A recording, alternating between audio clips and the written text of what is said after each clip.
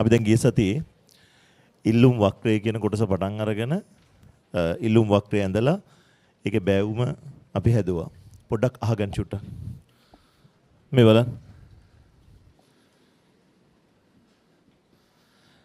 ඉල්ලුම් වක්‍රය පහළට බෑවුම් වෙන එකක්. මේ ඉල්ලුම් වක්‍රයේ අපි ලකුණු කරා ප්‍රමාණය වෙනසයි මිලේ වෙනසයි. අපි වක්‍රේ බෑවුම හෙව්වා ඩෙල්ටා QD බෙදීම කාගෙන්ද ඩෙල්ටා P ගෙන්. මම මේ බෑවුම ගැන පුතාට දෙයක් කියලා දුන්නා. හැමතිස්සෙම ඉල්ලුම් වක්‍රේ බෑවුමෙන් කියන්නේ බහණ්ඩේ මිල රුපියලකින් වෙනස් වුණොත් ඉල්ලුම් ප්‍රමාණය කොච්චරකින් වෙනස් වෙනවද කියලා. මතක් කරන්න ගිය සතියේ ඉගෙන ගත්තා බෑවුම 5යි නම් මොකක්ද ඒකේ තේරුම? මිල කියන්නේ රුපියලක් වෙනස් වුණොත් ඉල්ලුම් ප්‍රමාණය ඒකක කීයකින්ද 5කින් වෙනස් වෙනවා. බෑවුමේ තේරුම අපි ඉගෙන ගත්තා. මම MCQ 3ක් අරන් එන්න කියලා තියෙනවා. හරි. ඉස්සෙල්ලා MCQ 3 බලලින්. පළවෙනි එක මේ කතා නවත්තන්න බද MCQ එක බලන්න එච්චරයි. ඉල්ලුම් වක්‍රයක් අඳින විට පහත කරුණු අතුරින් ස්ථාවරව නොපවතින බවට උපකල්පනය කරන්නේ කුමක්ද? දැන් මේ අහන්න. අපි එදා ඉගෙන ගත්තා ඉල්ලුම් නීතිය පැහැදිලි කරනකොට ඉල්ලුම් නීතියේදී පෙන්වන්නේ කාගේ සම්බන්ධයද? මිලයි ප්‍රමාණය අතර සම්බන්ධය. හැබැයි මිල වෙනස් වෙනකොට කවුද ස්ථාවර? මිල හැර අන්සාධක ස්ථාවර. ඒතර මේ ඉල්ලුම් වක්‍රයෙන් පෙන්වන්නේ ඉල්ලුම් නීතියනේ. ඒතර පුතාට පේනවා මේ ඉල්ලුම් වක්‍රය අඳිනකොට මිල වෙනස් වෙනවා. ඒතර අපෙන් අහන්නේ ස්ථාවරව නොපවතින්නේ කවුද කියලා. කවුද ස්ථාවරව නැත්තේ එහෙනම්? සලකා බලන බහණ්ඩේ මිල. අපි මේක අඳින්නේ මිල හැර අන්සාධක ස්ථාවරයි කියලා හිතලා. උත්තරේ අංක 1 සලකා බලන බහණ්ඩේ මිල. ඉතින් කරාද දන්නේ මං කරන් එන්නේ කියලාද කිව්වේ? උත්තරේ පළවෙනි එක අංක 1. 2 කිසියම් භාණ්ඩයක් සඳහා ඇති ඉල්ලුම් වක්‍රයේ නොවෙනස්ව පවතින්නේ කවරක් වෙනස් වූ විටද? පුතා බලන්න මේ වචනේ මේ වක්‍රය වෙනස් වෙන්නේ නැහැ කවුරු වෙනස් වුණාටද? මිල වෙනස් වුණාට. මේ එක එක විදිහට ප්‍රශ්න අහනවා විභාගෙදී. මේ වක්‍රය අඳින්නේ මිල හැර අන්සාධක ස්ථාවරයි කියලා. ඒතර කවුද වෙනස් වෙන්නේ? මිල. හැබැයි මිල වෙනස් වුණා කියලා වක්‍රය මොකක් වෙන්නේ නැද්ද? වෙනස් වෙන්නේ නැහැ. වක්‍රය වෙනස් වෙන්නේ කවුරු වෙනස් වුණොත්? දැන් ඒක හැකියාමයි මෙදිත් කියලා දුන්නා. වක්‍රය වෙනස් වෙන්නේ වක්‍රය අඳිනකොට ස්ථාවරයි කියලා හිතපු සාධක වෙනස් වුණොත් විතරයි. උත්තරය ආයි පාර මොකද්ද? එම භාණ්ඩේ මිල. අංක 2. එක් කරුණක් කර පහත සඳහන් සියල්ලම සාමාන්‍ය භාණ්ඩයක් සඳහා ඇති ඉල්ලුම් වක්‍රය දකුණට විතැන්වීමට හේතු වේ. එසේ නොවන කරුණ කුමක්ද කියලා අහනවා. දැන් පුතා මේ අහන්නේ වක්‍ර විතැන්වීමක් වෙන්නේ නැත්තේ කාගෙන්ද කියලා. දැන් වක්‍ර විතැන්වීම වගේ කොටසක් අපි ඉස්සරහට වෙනම කතා කරනවා මේ පාඩමේ. හැමතිස්සෙම මිල හැර අන්සාධක වෙනස් වුණොත් මොකද වෙන්නේ? වක්‍ර වෙනස් වෙනවා. දැන් මම මේ ප්‍රශ්නේ මෙතනට ගත්තේ පුතාට මම ඒක උගන්වලා තියෙනවා. මම උගන්වලා තිනවා වක්‍රයක් අඳිනකොට ස්ථාවරයි කියලා හිතන සාධක වෙනස් වුණොත් වක්‍ර වෙනස් වෙනවා. එතකොට මෙතන මේ මිල වෙනස් වුණා කියලා වක්‍රය මොකක් වෙන්නේ නැද්ද? වෙනස් වෙන්නේ නැහැ. එහෙනම් වක්‍ර විතැන් වෙන්න බලපාන්නේ නැත්තේ මොකද? අදාළ භාණ්ඩේ මිල. උත්තරයේ අංක 4 අංක 4 අදාළ භාණ්ඩේ මිල. දැන් කාට හරි ඒක තේරුම් නැත්තම් ගණන් ගන්න එපා. වක්‍ර විතැන්වීම කියලා පාඩමක් තියෙනවා මේකේ අන්තිමට කියලා දෙන්න. මම ඒතකොට ඒක පැහැදිලි කරලා කියලා දෙන්න. හරි? right. ගිය සතියේ අර එක වාක්‍යයක් මම කියලා දුන්නේ නැහැ. ඒ වාක්‍යයත් එක්ක කියලා දෙන්නම් 11 වෙනි පිටුවේ කොටස ඉල්ලුම් වක්‍රය සහ උපයෝගීතාව කියන එක. හරි. නොවැම්බර් මාසේ 3 වෙනි සතියේ ඒකත් මම ලබන සතියේ කියන්නම් දවස 3 වෙනි සතියේ කවද්ද කියලා මම කියන්නම්. අපි දානවා මේ වට කලින්ම කිව්වා පළවෙනි පාඩම ඉවරයි. අපි අර හදලා තියෙන එක්සෑම් සීරීස් එකක් තියෙනවා. එතකොට ඒකේ ගේම් ප්ලෑන් preliminary level කියන එක පටන් ගන්න ඕනේ. preliminary, foundation, intermediate, final stages වලට ආවට පස්සේ final 1 2 3 4 5 6 7 එහෙම තියෙනවා. හරි. ඒ නිසා මේ ඒකේ අර කලින් කරපු විභාග වගේ හිතන්න එපා. මේක පොඩ විභාගේ හරියටම ගන්න මෙතනින්. preliminary exam එක තියෙනවා නොවැම්බර් 3 වෙනි සතියේ තමයි plan කරලා තියෙන්නේ. දවස මම කියන්නම්. ඒ දවසේ එන්න ඕනේ. ආයෙ යහන්න එපා මේ වෙන වෙලාවක වෙලා ලියන්න බැරිද කියලා. එහෙම විභාග ලියන්න බෑනේ පුතා. හරි. විභාගේ ඒ දවසේ ඇවිල්ලා ලියන්න ඕනේ. ඒ විභාගෙට පොඩි මේ ඇඩ්මිෂන් එකක් පුතා ගන්න ඕනේ. මම විස්තර ලබන සතියේ කියන්නම්. එක්සෑම් එකට පළවෙනි පාඩමයි දෙවෙනි පාඩමේ අපි යම් ප්‍රමාණයක් දැන් කරලා තිනවා. ඒ කොටස් ටිකයි ඔක්කොම එනවා. ඔයාලට පළවෙනි පාඩම නිකන් ටියුට් දෙකක් තියෙනවා පාඩම් කරන්න යම් මහන්සි අමාරුයි වගේ කියලා හිතන පුතාලා වෙනුවෙන් අපි අද මේ පොඩි පොතක් දුන්නා නිකන් පවන් ගන්න ගමන් හරි පාඩම් කරන්න පුළුවන්. පොඩි පිටු ගන්නක් තියෙන්නේ. දැන් ගොඩක් පුතාලා ඕක දුන්නු ගමන් අහනවා දැන් අර ටියුට් එක ඕනේ නැහැ මේක බැලුවම හරියද කියලා. හරි. ඕක බැලුවම හරියටම හරි. හරි. ඉතින් එහෙනම් ඔය ඕක දෙනව පුතා මොකද උගන්නන්නේ නැතුව. ඕක දීලා තියෙන්නේ ඔයාට අර ලේසියක් වෙන්න. ඕක හොඳ වැඩ නෙමෙයි ඔය ෂෝට් නෝට් වගේ දේවල්. අපි අර මේකට ඇබ්ස්ට්‍රැක්ට් කියලා දාලා තියෙන්නේ මේ සංක්ෂිප්ත කියන අදහසනේ. ඕවා හොඳ නෑ ඇත්තට. මොකද හොඳ නෑ කියන්නේ ඕවා මේ ඔක්කොම දුන්නම ඔයා නිකන් ඕකට ලඟු වෙනවා. නමුත් අර නිකන් පළවෙනි විභාගෙ ටිකක් හොඳට ඔයාලව කරවන්න ඕන නිසාමයි ඇබ්ස්ට්‍රැක්ට් එකක් දුන්නේ. මම ඒක දිගට දෙන්නේ නෑ කොහොමවත්. ඔය ඇබ්ස්ට්‍රැක්ට් එක තියෙන නිසා පුතා යන තැනක ඕක අරන් යන්න පුළුවන්. යන ගමන් බැලුවා. පිටුවක් දෙකක් බැලුවා. ඒතර අර මුළු ටියුට් දෙකේම තියෙන ටික ඕකේ තියෙනවා. සංක්ෂිප්තයක් විදියට. ඒතර ඔයාට ඕක නිකන් අර මේ යූසර් ෆ්‍රෙන්ඩ්ලි. අර ලේසියෙන් පාවිච්චි කරන්න පුළුවන්. ඇඳට යද්දිත් ඕන ඕක අරන් යන්න පුළුවන්. ඒතර නිින්ද යනකොටක් ගාලා. හරි? බස් එකේ ගමනක් යද්දිත් නිකන් ටියුට් පෙරලන්න ඕනේ නැහැ. නිකන් ඕක පෙරලන් බලන්න පුළුවන්. ඒතර පොඩ්ඩක් එහෙම මේ නිතර බලන්න. මම මේ විභාග නිසාම යෝග දුන්නේ. ඒසා විභාගයට තව උදව්වක් විදිහට යෝග දුන්නේ. ඔය ටික කරන්න. සහර සෙල් ස්ටඩි පැක් එකක් දීලා දිනවා. වැඩ නම් දීලා දින උපරිමයට කරන එක තමයි තියෙන්නේ. අර සෙල් ස්ටඩි පැක් එකේ ආන්සර්ස් ටික ඔයාලට ලයිව් එකක් හරි දාන වෙලාවට ඇවිල්ලා බලන්න. එතකොට තමන් උත්තර ටික ලියලා තියාගන්න. එතකොට ඒකට ඇවිල්ලා සාකච්ඡා කරමු. හරිනේ? ඒ වැඩ ටික කරන්න අනිවාර්යෙන්. එක්සෑම් එක රෙඩි වෙලා ඉන්න ලබන සතිය වෙද්දී දින ටික කියන්න. දැන් අහගන්න පුතා. මේක පොඩ්ඩක් හොඳට ඉගෙන ගන්න. මේක වැඩිපුර දෙයක් නෙමෙයි විභාගයට ඕන දෙයක්. දැන් මෙහෙමනේ අපි ඉල්ලුම් වක්‍රය අඳින්නේ.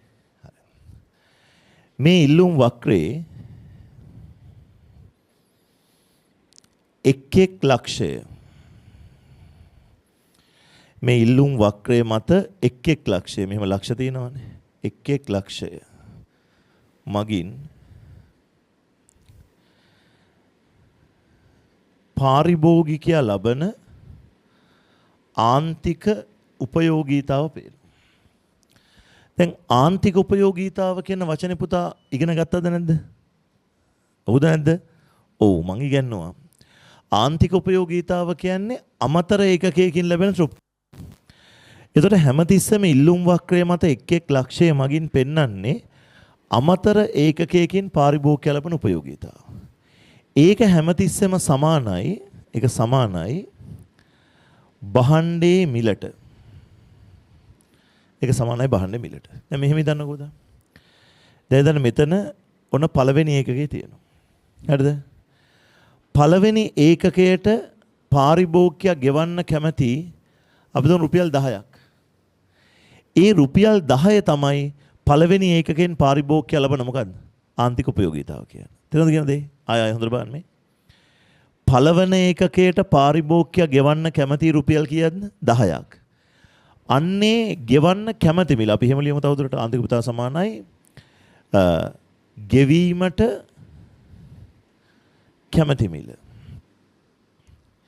දැන් අපි තව උදාහරණයක් ගමු. මෙතන අපි දෙක දෙවෙනි එකක කියලා. උඩට එනවා. මෙතන කියලා හිතන්නවා. 8යි. දැන් මේක දෙරුම කියන්නේ. දෙවන භාණ්ඩ ඒකකය සඳහා ගෙවන්න කැමති මිල කීයද? 8යි. ඒ ගෙවන්න කැමති මිලට කියනවා මොකක් කියලාද? ආන්තික උපයෝගීතාව කියලා. මේ මහා ලොකු එකක් නෙමෙයි පොඩි එකක්. මේක ඉගෙනගෙන යන්න පුතා. මේක ඉස්සරහට ඕන වෙනවාට යම් තැනකදී. එතකොට එතනදී උගන්වන්නවට වඩා දැන් උගන්වලා දීපම ලේසි පාඩම. හරිද? try එකක් දෙන්න. ඉල්ලුම් වක්‍රයක් මත එක් ලක්ෂයෙන් දැක්වෙන්නේ එම ලක්ෂයෙන් පාරිභෝගිකයා ලබන ආන්තික උපයෝගීතාව හෙවත් ගෙවීමට කැමති මිල. අපි තව එකක් ගමු. මම ගන්න උදේට 5යි කියලා. හරි. දැන් බලන්න එන්න. පස්වන ඒකකයට ගෙවන්න කැමති මිල අපි දුන් රුපියල් 4යි කියලා. එහෙනම් ඒ 4 තමයි මේ ඒකකෙන් ලබන මොකද්ද? ආන්තික උපයෝගීතාව කියලා කියන්නේ. තේරෙනවද පුතාට? ඊළඟට ඉල්ලුම් වක්‍රයට පහළ කොටසේ වර්ගඵලය. දැන් මෙහෙම විදන්නකො පුතා. දැන් මේ ඒකක 5 වෙනකන් මේ පහන තියෙන්නේ. හරි. ඒක 5 වෙනකන් අපි මෙහෙම ගත්තොත් මේ තියෙන ඉල්ලුම් වක්‍රයේ පහළ කොටසනේ ඒක 5 වෙනකන්. මේ එක ඉරෙන් පෙන්වන්නේ ආන්තික උපයෝගීතාව. ඒ දැන් මේ එක ඒකකයකින් පෙන්වන්නේ ආන්තික උපයෝගීතාවනේ. එතකොට මේ 5ට වෙනකන් ආන්තික උපයෝගීතාව ටික මොකද වෙන්නේ? එකතු වෙනවා. එකතු වුණාම අපි ඒකට කියනවා මුළු උපයෝගීතාව කියලා. ඒක සමානයි ගෙවීමට කැමැති මුදලට. ඕක තමයි උගන්වන්න තියෙන්නේ. හැබැයි දැන් ඕක ඉගෙන ගන්න ඔයා පොඩි මහන්සියක් දරන්න ඕනේ පුතා. මේ කරුණු දෙක දැන් ගොඩක් අයට සමහරකට ඉස්කෝලේදී ඉගෙන ගන්නකොට ඉල්ලුම් වක්‍රයත් එක්ක මේක උගන්වන්න නැති වෙයි. හැබැයි ඒ වුණාට පුතා මේක ඕනේ.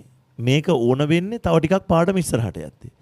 මම අර පාඩම ඉස්සරහට ගිහිල්ලා ඔයාට එන මේ අපහසුව වළක්වන්න තමයි මේ වෙලාවේ මේක පොඩ්ඩක් කියලා දීලා යවන්නේ. පුළුවන් විදිහට අල්ලගන්න. ආයි මේ වාක්‍ය දෙක දිහා හොඳට බලන්න. ඉල්ලුම් වක්‍රයක එක් ලක්ෂයෙන් දැක්වෙන්නේ ඒ භාණ්ඩ ඒකකෙන් ලැබෙන ආන්තික උපයෝගීතාව හෙවත් ඒ භාණ්ඩ ඒකකයට ගෙවන්න කැමති මිල.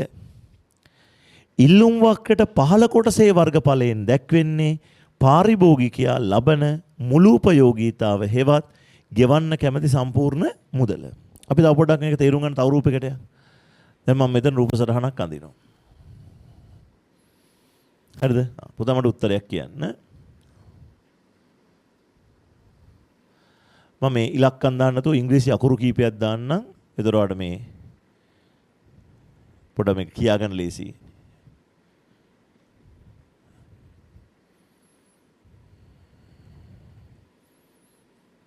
හරි.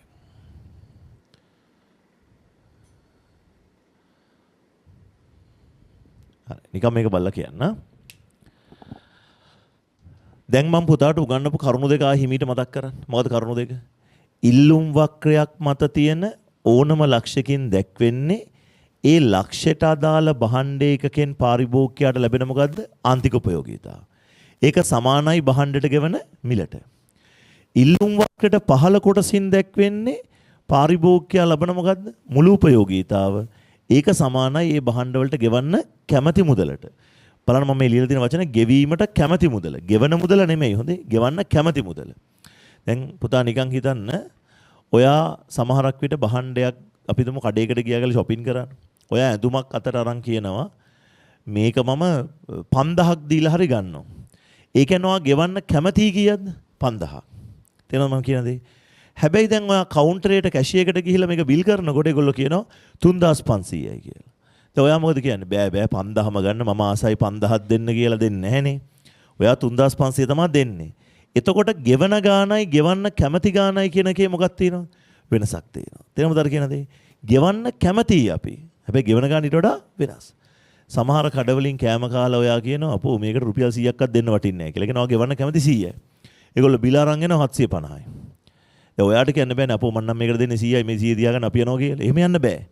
ඒතර ගෙවන ගානයි ගෙවන්න කැමැති ගානයි මොකක් වෙන්න පුළුවන්ද? වෙනස් වෙන්න පුළුවන්. මෙතනදී අපි ගන්නෙ මොකද්ද? ගෙවන්න කැමති කියන වචනේ ගන්න. ගෙවන එක නෙමෙයි. හරි. දැන් හැම කෙනාම මේක පුළුවන් කරගන්න. එහෙම මට බෑ, මට අමාරුයි. එහෙම යන්න එපා. හරි? උත්තර කියන්න. පස්වන ඒකකයේ ආන්තික උපයෝගීතාව කීයද? අකල කියන්න. හයියෙන් කියන්න පුතා. පස්වන ඒකකයේ ආන්තික උපයෝගීතාව 12යි. කොහොමද 12 කිව්වේ? පස්වන ඒකකයේ ආන්තික උපයෝගීතාව සමානයි පස්වන ඒකකයට ගෙවන්න කැමති මිලට. පහ දිගේ උඩට ගියා මෙන්න හැප්පුණා කීයද ගාන 12යි. 15 වන ඒකකයේ ආන්තික උපයෝගීතාව. අයියෙන් කියන්නේ. මේ අමාරු තරම් උත් කියන්නේ නෑ. බැරි වෙයි ඊට පස්සේ එකපාරට. 15 වන ඒකකයේ ආන්තික උපයෝගීතාව සමානයි කීයද? 2යි. මේක හයියම කියන්න ඕනේ. 20 වන ඒකකයේ ආන්තික උපයෝගීතාව. බිඳුව යන්න හරි හොඳයි. 20 වන ඒකකයේ ගෙවන්න කැමති ගාන කීයද? බිඳුවයි. දැන් පුළුවන් වැඩේ නේ. මොකක් හරි දැන් මට ඕනේ ඔච්චර ඒවට මේ වෙලාවේ පුරුදු කරන්න. මේකෙන් ගණන් හදන්න ඒවට මුකුත් මං යන්නේ නැහැ මේ වෙලාවේ. අපිට ඕන වෙනවා ගණන් හදන්න තව සති කීපයක් ගිහිල්ලා. එතකොට අපි ඒක හදමු. දැන්ට මේක රීඩ් කරගත්තා නම් ඇති. දැන් පුතාට එකක් පුළුවන් මොකද්ද? ඉල්ලුම් වක්‍රයේ එක් ලක්ෂයෙන් දැක්වෙන්නේ එම ලක්ෂයට අදාළ භාණ්ඩ ඒකකයේ ආන්තික උපයෝගීතාව හෙවත් ගෙවන්න කැමති මිල. දැන් මට කියන්න. ඒකක පහේදී නෙමෙයි. පහකදී. ඒ කියන්නේ පහක් වෙනකන් පාරිභෝගිකය ලබන මුළු උපයෝගීතාව පේන්නේ මොන අකුරු වලින්ද? කියන්න. A B හෝඩිය නෙමෙයි. A B D G හේතුව මුළු උපයෝගීතාව පේන්නේ ඉල්ලුම් වක්‍රයට පහළ කොටසෙන්. දැන් මම ඒ පහකටනේ. එහෙනම් පහක් වෙනකන් ඉල්ලුම් වක්‍රේ මොන කොටසද? පහළ කොටස ගත්තා. තකලා කියන්නේ. ඒකක 15කදී ලබන මුළු උපයෝගීතාව. A B C D E F G H I. ඒක 20කදී ලබන මුළු උපයෝගීතාව. A B C D E F G H I J. හරි? එතකොට මේකට 15 කොටස මුළු උපයෝගීතාව කියලා ගන්න. ඔච්චරයි. මේ වෙලාවේ ওই ටික පුළුවන් නම් ඇති. ඔయిత වැඩි කතාවක් තියෙනවා. හැබැයි ඒක තියෙන තව ඉස්සරහට පුතා. අර ඉස්සරහට තියෙන එක අපි මේ වෙලාවේ ඉගෙන ගමු. මේක පාට පුළුවන් කරලා යන්නයි මට ඕන. දෙකපාරක් හැමෝම කියන්නේ. මේවා හරියට ඔලුවට ගන්න නැත්නම් ආයි දැන් පුළුවන් පස්සේ බෑ වෙන්න බෑ. හරි? ඉල්ලුම් වක්‍රයක එක් එක් ලක්ෂයෙන් දැක්වෙන්නේ කාවද? ආන්තික උපයෝගීතාව හෙවත් පාරිභෝගිකයා ගෙවන්න කැමති මිල. ඉල්ලුම් වක්‍රයට 15 කොටසේ වර්ගඵලයෙන් පේන්නේ කාවද? මුළු උපයෝගීතාව හෙවත් ගෙවන්න කැමති මුළු මුදල. ගෙවන්න කැමති ගානයි ගෙවන ගානයි කියන්නේ දෙකක්. ඒක පොළුවේ තියාගන්න එක අපිට ආයි ඕන වෙනවා. පුතා මුලින්ම එන්න 9 වෙනි පිටුවට. 9 වෙනි පිටුවේ බලන්න මේ හරිද? ටක් ගාලා එන්න.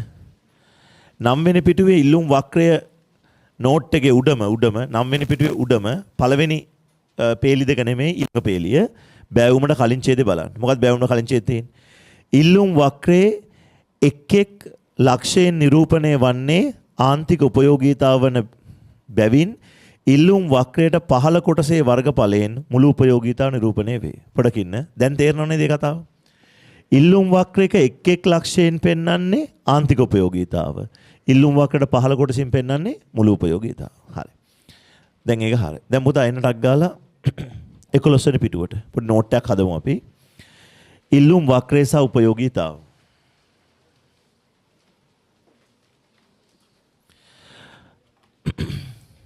බලන්න. ඉල්ලුම් වක්‍රය සහ උපයෝගීතාව. පුද්ගලයෙක් භාණ්ඩයක් ඉල්ලුම් කිරීමේදී එහි විවිධ ඒකකවලට ගෙවීමට සූදානම් මිල මගින් පුද්ගලයාට එම භාණ්ඩ ඒකක වලින් ලැබෙන උපයෝගීතාව පෙන්වයි. MU = P. භාණ්ඩයක් වැඩි වැඩියෙන් පරිභෝජනය කිරීමේදී එමගින් ලැබෙන ආන්තික උපයෝගීතාව ක්‍රමයෙන් අඩුවන බැවින් වැඩියෙන් ඉල්ලුම් කරන්නේ එම භාණ්ඩයේ මිල අඩුවන්නේ නම් පමණි. ඒ අනුව ඉල්ලුම් වක්‍රය මගින් නිරූපණය වන්නේ එම පුද්ගලයාගේ ආන්තික උපයෝගීතාව වක්‍රයයි. ආන්තික උපයෝගීතාව එකතුව මුළු උපයෝගීතාවට සමාන බැවින් ඉල්ලුම් වක්‍රයට 15 කොටසේ ශේෂ්ඨඵලයේ දැක්වෙන්නේ මුළු උපයෝගීතාව හෙවත් පාරිභෝගිකයා යම් භාණ්ඩ ප්‍රමාණයකට ගෙවීමට කැමති මුළු මුදල් ප්‍රමාණයයි. ඔය මම කියපු කතාව තමයි මෙතන තියෙන්නේ. මට පොඩි දෙයක් අහන්න අමතක වුණා පුතාගෙන්. දැන් ඔයාට පෙනුණ නේද මෙතන මිනිස්සු යම් භාණ්ඩ ඒකකයකට ගෙවන්න කැමති මිලනේ ආන්තික උපයෝගීතාව කියන්නේ. මිනිස්සු වැඩි වැඩියෙන් ඉල්ලන්න කැමති වෙන්නේ එන්න මිල මොකක් වෙනකොටද? අඩු වෙනකොටනේ. ඒකට හේතුව තමයි පුතා එකම භාණ්ඩේ වැඩි වැඩියෙන් ඉල්ලනකොට අපේ උපයෝගීතාව මොකද වෙන්නේ? අඩු වෙවි යනවා. ඔයාට ඒක කියලා දුන්නා මතකද? ඉකෝන වල මුල හරිය. අපි එකම භාණ්ඩේ දිගට පාවිච්චි කරද්දී අපට ඒකෙන් හම්බෙන ආන්තික උපයෝගීතාව අඩු වීගෙන යනවා.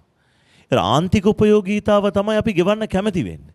ඒස උපයෝගීතාව අඩු වෙනවා කියන්නේ ගෙවන්න කැමති මිල එන්න අඩු වෙනවා කියන එක. පැහැදිලිද? හරි. ඔතන මෙන්න මෙහෙම පොඩි වාක්‍ය දෙකක් අපි ලියමු. හරි. මාත් එක්කම ලියන්න.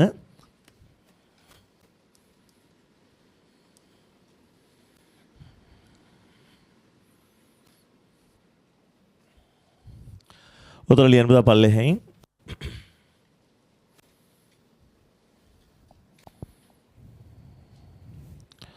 ලියන්න මෙහෙම.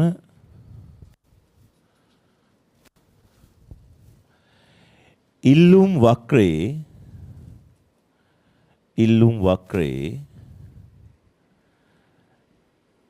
එක් එක් ලක්ෂයෙන් දැක්වෙන්නේ ඉල්ලුම් වක්‍රයේ එක් එක් ලක්ෂයෙන් දැක්වෙන්නේ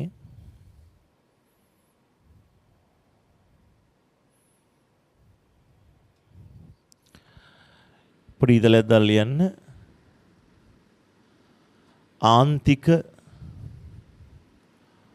උපයෝගීතාවයයි ඉල්ලුම් වක්‍රයේ එක් එක් ලක්ෂයෙන් දැක්වෙන්නේ ආන්තික උපයෝගීතාවයයි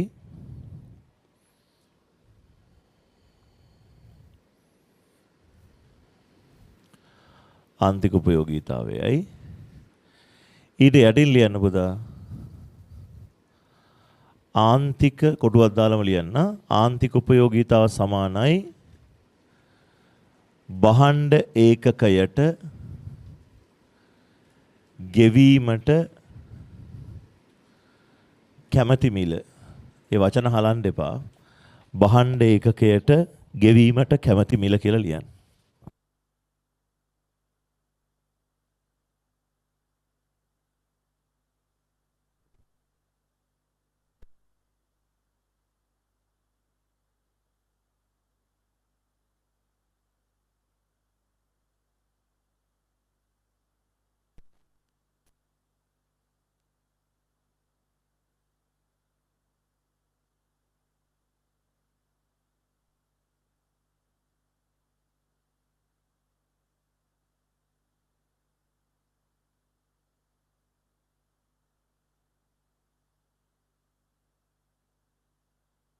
හරි.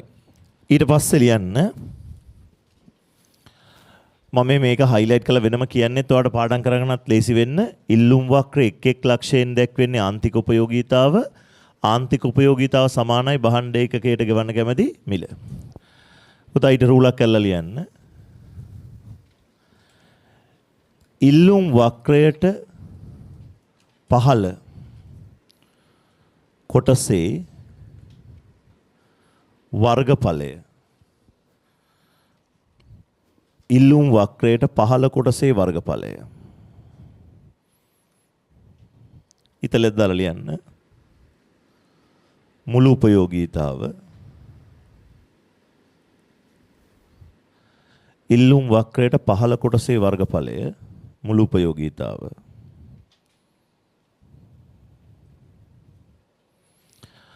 ඊට පස්සේ අර වගේම ලියාගමු.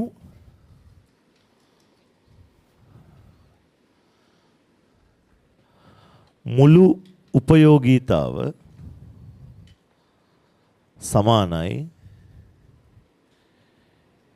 ගෙවීමට කැමැති මුළු මුදල. ගෙවීමට කැමැති මුළු මුදල.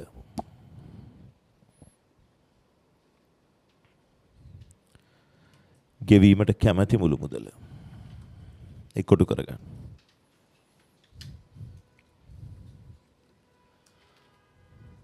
හරිද පුතා? පොඩි වැඩක් හරි පුරුදු වෙන්න. ඉල්ලුම් වක්‍රේ එක එක ලක්ෂයෙන් පෙන්වන්නේ ආන්තික උපයෝගීතාව. ඒ කියන්නේ ගෙවන්න කැමැති මිල. ඉල්ලුම් වක්‍රයට පහළ කොටසින් පෙන්වන්නේ මොකද්ද? මුළු උපයෝගීතාව. ඒ කියන්නේ ගෙවන්න කැමැති මුළු මුදල. පල්ලෙහෙන් පොඩි උදාහරණ කියලා දාන්න. උදාහරණ කියලා දාලා මෙන්න මේ රූපේ ටක් ගාලා ඇඳ ගන්න. මේක හරිනේ බෝඩ් එකේ තියෙන කියලා ලිව්වනේ හැමෝම.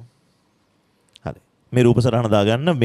මේ රූපේ අඳින්න ඕනේ මැද්දෙන් නෙමෙයි. හොඳේ. දකුණු පැත්තෙන් ලියන්න ඉඩ දීලා වමට වෙන්න රූප සටහන අඳින්න. තේරෙනවද නේද කියන දේ? වම් පැත්තට වෙන රූපය අඳින්න. චුටි රූපයක් අඳින්න. මෙන්න මේ රූපේ දාගන්න. මේ රූපේ ටක් ගාලා අඳින්න. මනින්න එපා. අක්ෂර දෙක දැම්මා පල්ලෙහාට වක්‍රය ඇඳා. අර ලක්ෂ ටික ලකුණු කළා මිල 4ට ප්‍රමාණය 10 20 ABC DEF දාගන්න ටක් ගාලා. වම් පැත්තට වෙන්න අඳින්න ටක් ගාලා.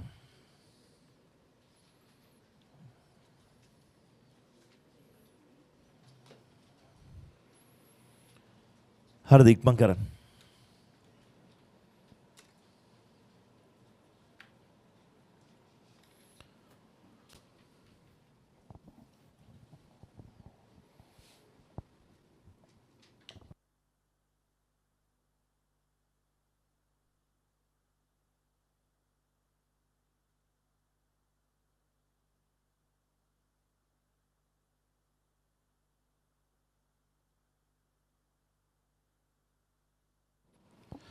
හරිද ලියමුද?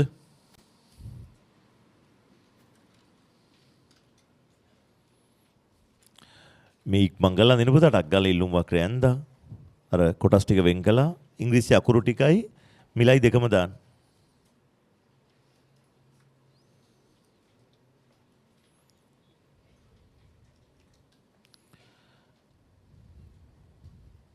ලියමු. ලියන ගාලා එකපාරක් කියන්න. මේක බලන් කියන්න. බලාගෙන කියන්න. 10 වන ඒකකයේ ආන්තික උපයෝගීතාව කීයද?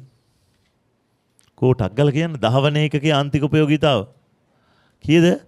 8යි. ආන්තික උපයෝගීතාව කියන්නේ දහවන ඒකකයට ගෙවන්න කැමති මිල 8යි. ඒකක 10ක මුළු උපයෝගීතාව පේන්නේ මොන අකුරු වලින්?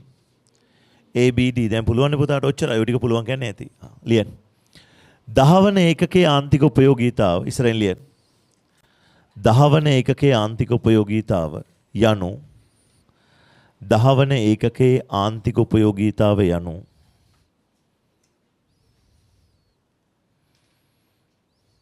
ආන්තික උපයෝගීතාව යනු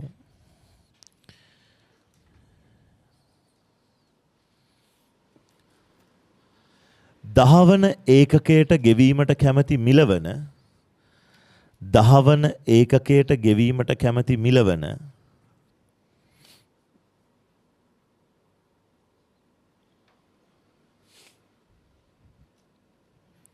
දහවන ඒකකයට ගෙවීමට කැමති මිලවන රුපියල් 8 වේ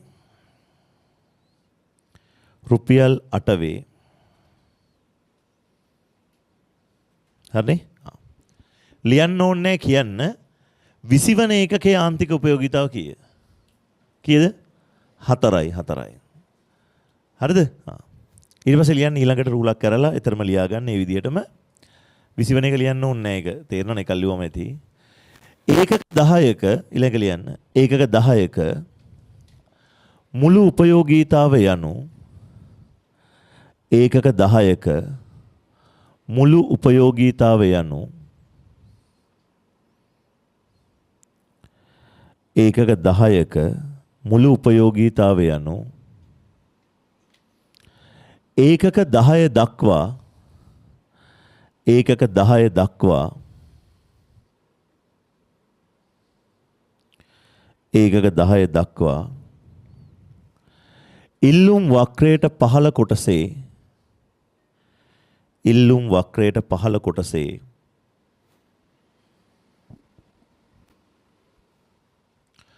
වර්ගඵලය වන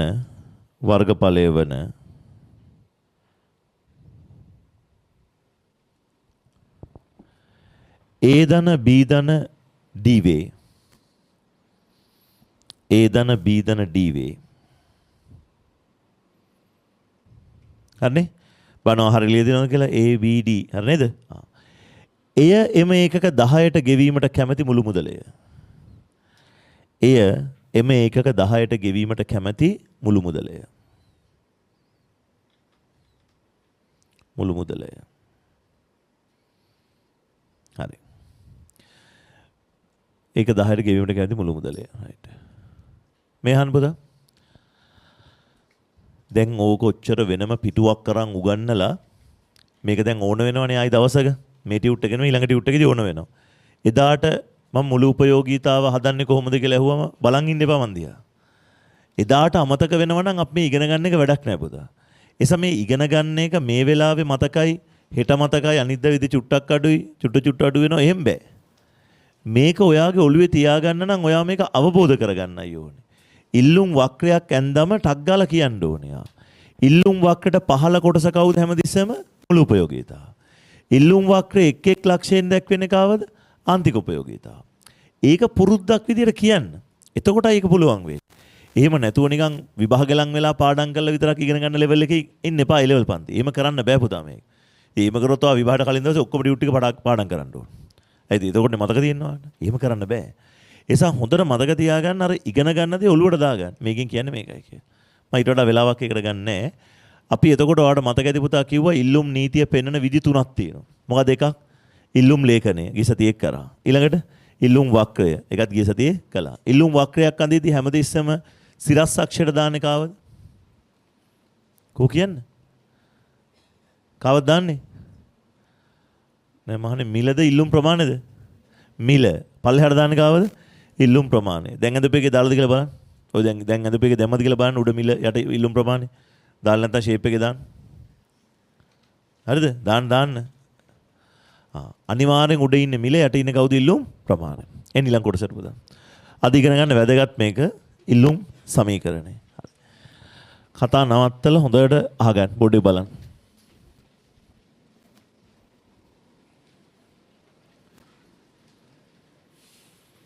හරි. දැන් කතා නවත්තලා මේක අහගන්න ටියුට් එක ඕනේ නැහැ. ඉස්සෙල්ලා අහගන්න මේක. මෙහෙමයි පුතා. කොම්බට නවත්තලා අහගන්න. ඔයාට මං කිව්වා මේ පාඩම් පටන් ගන්නකොට මම ඉල්ලුම ටිකක් හිමින් සැරේ කරන්නේ. ඉල්ලුම සැපයීම පාඩම බැරි වුණොත් මොන පාඩමත් බැද? තුන්වෙනි පාඩමත් බෑ. ඒක මතක තියාගන්න. මේ පාඩම හරියට ඉගෙන ගන්න. ඊළඟ පාඩමත් බැරුණා කියන්නේ ලකුණු ගාණක් නැති වෙනවා. ඔයාට මේ පාඩමේ ඊළඟ පාඩමේ දෙකේම වැඩිපුරම උවමනා වෙන්නේ වැඩ කරද්දී පුතා මේ දැන් ඉගෙන ගන්න එක්කන. ඉල්ලුම් සමීකරණ. වක්‍ර අඳින එකට වඩා ලේඛන වලට වඩා අපට සෑහෙන්න ඕන වෙනව වැඩ කරද්දී කාවද සමීකරණ. එසා මේක හරියට ඉගෙන ගමු. දැන් මේක උගන්වන ක්‍රම දෙකක් තියෙනවා. එකක් මට ටක් ගාලා කියන්න පුළුවන් මෙන්න මේක ලියා ගන්න පුතා ඉල්ලුම් සමීකරණය කියලා සමීකරණය ලියලා වැඩේ ඉවර කරන්න පුළුවන්.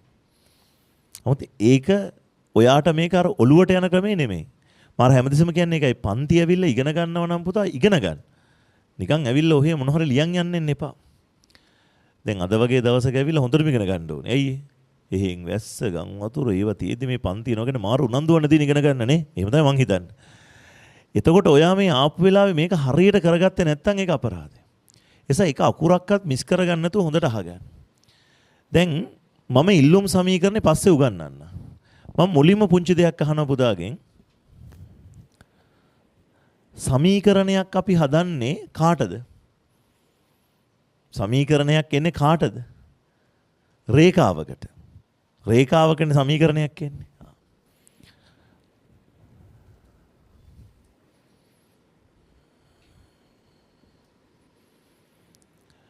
ඇයි මම සරල රේඛාවක් කියලා එකක් ලියාගත්තේ මෙතන? දැන් පුතාට මම කිව්වා මේ පාඩමේ අපි ඉගෙන ගන්නේ සරල රේඛා. ඒක මම මුලදී කියන්නේ නැති කී සතියේ. දැන් ඉල්ලුම් වක්‍රය අපි යන් දෙක මොන රේඛාවක්ද? සරල රේඛාව. සැපයුම් වක්‍රයත් සරල රේඛාව. අපේ පන්ති අපිට ඉගෙන ගන්න තියෙන්නේ සරල රේඛාවක සමීකරණය. මම පොඩි දෙයක් අහනවා. මීට කලින් සරල රේඛාවක සමීකරණ ඉගෙන ගත්තද? ඔව්ද නැද්ද? මම සමීකරණ අහන්නේ මං අහන්නේ සරල රේඛාවක සමීකරණ ඉගෙනගෙන තියෙනවද? ඔව්. දැන් අහනවා මොකක්ද මේ සමීකරණය? ඔයා දන්නව? ඔව් දන්නව කියන්න. y සමානයි mx ධන c. හරිනේ හොඳයි නෝන ලෙවල් දෙකක් පාස්. හරි. ඔයා ඉගෙන ගත්ත එක තමයි y සමානයි mx ධන c. හැබැයි ඕක සම්මත ආකාරයේ නෙමෙයි. අපි ඒක සම්මත ආකාරයට හදාගමු. හරි? දැන් මම අලුත් එකක් කියන්නේ නැහැ. මම මේකම තමයි කියලා දෙන්නේ. මේක පුතා දන්නේ නැගනේ. හරි. දන්නවද කියලා බලන්න පොඩ්ඩක් තව දේවල් ටිකක් අහන්න වෙනවා. මට කියන්න දැන් y සමාන mx ධන c වල x හා y තමයි කවුද? විචල්‍යයන් දෙක. පුතාට පුළුවන් වෙනවනේ මම එදා කියලා දුන්නා. ස්වායක්ත විචල්්‍ය xද yද? දැන් මෙච්චර අපිට ඉන්නකෝ. ඔයා ගණන් හදද්දී x අගේ අත x මත y වෙනස් කළාද y මත x වෙනස් කළා? x මත තමයි y වෙනස් කළේ. ඒතර x කවුද? ස්වායත්ත කෙනා. y කවුද? පරායත්ත කෙනා. එතකොට මෙතන මේ x අගේ අපි ගන්නවා ස්වායත්ත විචල්්‍ය. y අගේ ගන්නව කවුද? පරායත්ත විචල්්‍ය. හරිද? හොඳට අහගෙන ඉන්න මම මේ කියන එක. x කියන්නේ ස්වායත්ත කෙනා, y කියන්නේ කවුද? පරායත්ත කෙනා. දැන් මේ y සමාන mx ධන c කියලානේ තියෙන්නේ. පුතා කාටද c කියලා කියන්නේ? එනේ ඔයා දන්න වචනේ කියන්නේ. මම ඔයාගේ දන්නේ විතරයි මම අහන්නේ කියන්නේ. අන්තක්ඛණ්ඩේ. අන්න හරි. අන්තක්ඛණ්ඩේ. තව පොඩි දෙයක් තියෙනවා අහන්න. අන්තක්ඛණ්ඩය යන කුමක්ද? ඇත්තට මේකට උත්තරයක් ඔයාගාව තියෙනවා නම් ඒ කියන්නේ ඔයා උලල් පන්තිද හොඳට ඉගෙනගෙන තියෙනවා ගණන්. ඔයාට හරියට උගන්වලා තියෙනවා. අන්තක්ඛණ්ඩය කියන්නේ මොකක්ද? කියන්න හයියෙන් කියන්න. හරි මට ඇහෙන නියම එකක්. මොකක්ද අන්තක්ඛණ්ඩය කියලා කියන්නේ y කපන තැන. එහෙම කියන නැතුව සමහරව y රේඛාව ඡේදනය වෙන තැන කියලා කියනවා ඇහුණා. මට කියන්න අන්තක්ඛණ්ඩය කියන්නේ y කපන තැන කියලා. හරි කියන පුතාලා තුසන් බලන්න. ඒක හරි එකක් පුතා. ඒ කියන්නේ ඔක්කොම ලෙවල් පන්ති හොඳට වැඩ කළා නෑ. ඒක හරි. අන්තක්ඛණ්ඩය කියන්නේ y කපන තැන තමයි. හැබැයි මේ බලන්නකෝ. ඒ වාක්‍ය හරි නෑනේ පුතා. y කපන තැන. කැතයිනේ. හරි. ඇත්තටම අන්තක්ඛණ්ඩය අන්න එක තමයි මේ ગેප් එක හදාගන්න. දැන් ඔයා උලල් පන්තියේ මෙතනට එද්දවා ගණන් දන්නවා. හැබැයි පොඩි ප්‍රශ්නයක් තියෙනවා. දැන් පුතා අන්තක්කණ්ඩය කියලා කිව්වට ඔයාගෙන් ඔහම අන්තක්කණ්ඩය කියන්නේ මොකද්ද කියලා වයි කපන තැන. අන්තක්කණ්ඩය කියන එකේ අදහස ඔයා ගාව නැහැ. අපිට පොඩ්ඩක් අන්තක්කණ්ඩය කියන එකේ තේරුම ඉගෙන ගන්න වෙනවා. මේ බලන්න. අන්තක්කණ්ඩය කියන්නේ මොකක්ද දන්නවද? දැන් ප්‍රස්තාරයක් අඳිනවනේ මට කියන්න ගිසදි කියලා දුන්නා. වයි දැම්මේ මොන අක්ෂරයටද? වයි උඩද යටද? උඩ. ඇයි වයි උඩ දැම්මේ? හයියෙන් කියන්නේ ගණිත සම්ප්‍රදාය තමයි පරායත්ත විචල්්‍ය උඩ දාන එක. හරිනේ අපි මේ සම්ප්‍රදාය බින්දා මතකනේ ඒකත් කියලා දුන්නා. y උඩ x යටන දැම්මේ. එතකොට ඔයා අන්තක්කණ්ඩය කියලා කිව්වේ මෙන්න මෙතනට නේ. y කපන දන කියලා කියන්නේ ඒකයි. හරි. පුතා ඊට වඩා ලස්සන උත්තරයක් දෙමු. මේ බලන්න. මේක ඉගෙන ගන්න. මට කියන්න මේ ලක්ෂ්‍ය තේරුම මොකද්ද? මේ ලක්ෂ්‍ය තේරුම කියන්නේ අන්න හරි x බිඳුවේදී y කීයද කියන්නේ. x ට නමක් කියන්නේ ස්වායත්ත විචල්්‍ය. y කියන්නේ කවුද? පරාය. නෑ ඒක එපා. ඒ නම එපා. හරි. ඔය අමාරු ෆෝඩ් හරි. හරිද මේ ගහන්න. x කියන්නේ ස්වායත්ත විචල්්‍ය. y කියන්නේ පරායත්ත විචල්්‍ය. එහෙනම් ඩක් ගාලා කියන අන්තක්කණ්ඩය කියන්නේ ඊට පස්සේ y කපන දැන් අනම් මනම් කියන්න එපා. මොකද කියන්න ඕන? x බිඳුවේදී y කියන්නත් එපා. එතකොට x බිඳුවේදී y කියන්නේ මොකද්ද? තේරුම කියන හරියට. ස්වායත්ත විචල්්‍ය බිඳුවේදී පරායත්ත විචල්්‍යයගේ. තේරුම උදා කියන දේ. ඔයා ඔක දන්නවා. දැන් අර ක්ලියර් කරගන්නයි ඕනේ. මම ලියනවා මෙතන ස්වායත්ත බිඳුවේදී පරායත්ත අගය. හරිනේ? තව කෙනෙක් ඉන්නවා. කවුද m කියලා කියන්නේ? කියන්නේ අනුක්‍රමණය. දැන් දන්නවනේ ඊළඟ ප්‍රශ්න මොකද්ද කියලා? අනුක්‍රමණය anu කිම? අනුක්‍රමණය කියන්නේ මොකද්ද? අනුක්‍රමණය කියන්නේ මොකද්ද? බෑවුම. මේක මම එදා කිව්වා මට මතක හැටියට. අනුක්‍රමණය කියන්නේ බෑවුම. බෑවුම කියන එකේ තේරුම මොකද්ද? ඒක උගන්වලා තියෙන්නේ. බෑවුම කියන එකේ තේරුම ස්වායක්ත විචල්්‍ය වෙනස් වුණොත් එකක් පරායක්ත විචල්්‍ය කොච්චරක් වෙනස් වෙනවද කියන එක. හරිනේ? ඔය ටික දැන් දාන්න. දැන් අපිට ඕනේ මේක නෙමෙයි ඇත්තටම අපේ ඉල්ලුම් සමීකරණ අපිට හදා ගන්න ඕනේ පුතා. මේ සමීකරණේ ෆෝමැට් එකේ පොඩි අවුලක් තියෙනවා. අපි අවුල හදාගමු.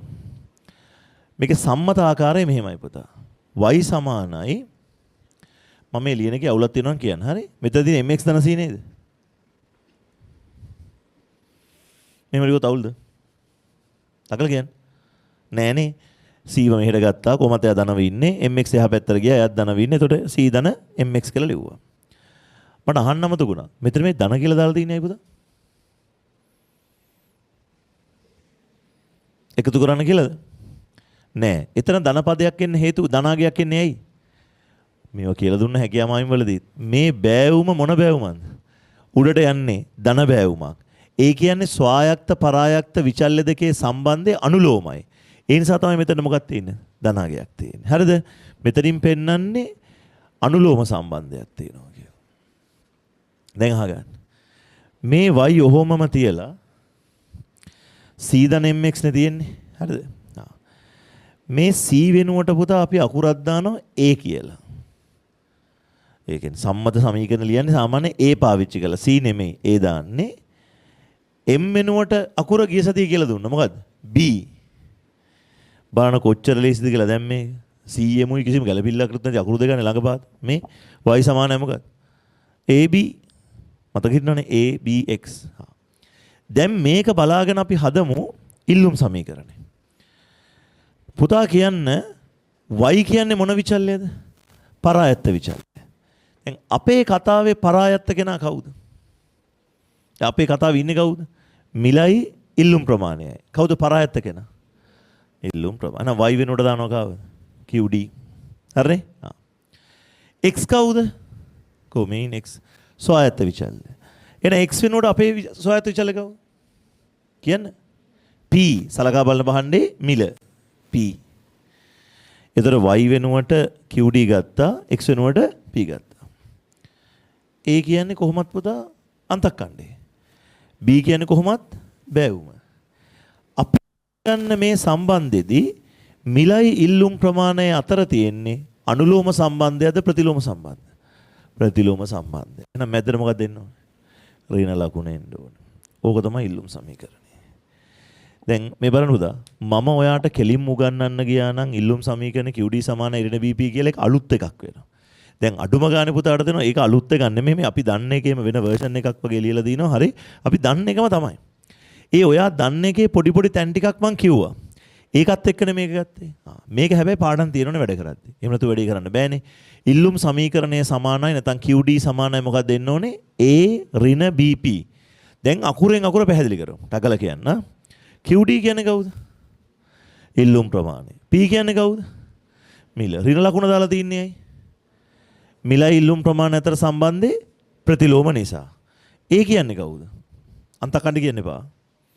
ඒ කියන්නේ කවුද? ස්වායත්ත විචල්‍ය පරාර්ථ විචල්‍ය කියන්න එපා. ඒ කියන්නේ කවුද? අපේ පාඩමට එන්න දැන් ඉකෝන් වලින් කියන්න. ඒ කවුද?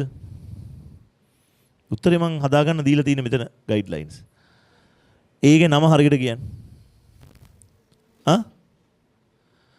අන්තක්කණ්ඩය කියන්නේ ස්වායක්ත විචල්්‍ය බිඳුවේ පරායත්ත විචල්්‍යයේ අගය. එහෙනම් මේ ඒකේ තේරුම කියන්න හරියට.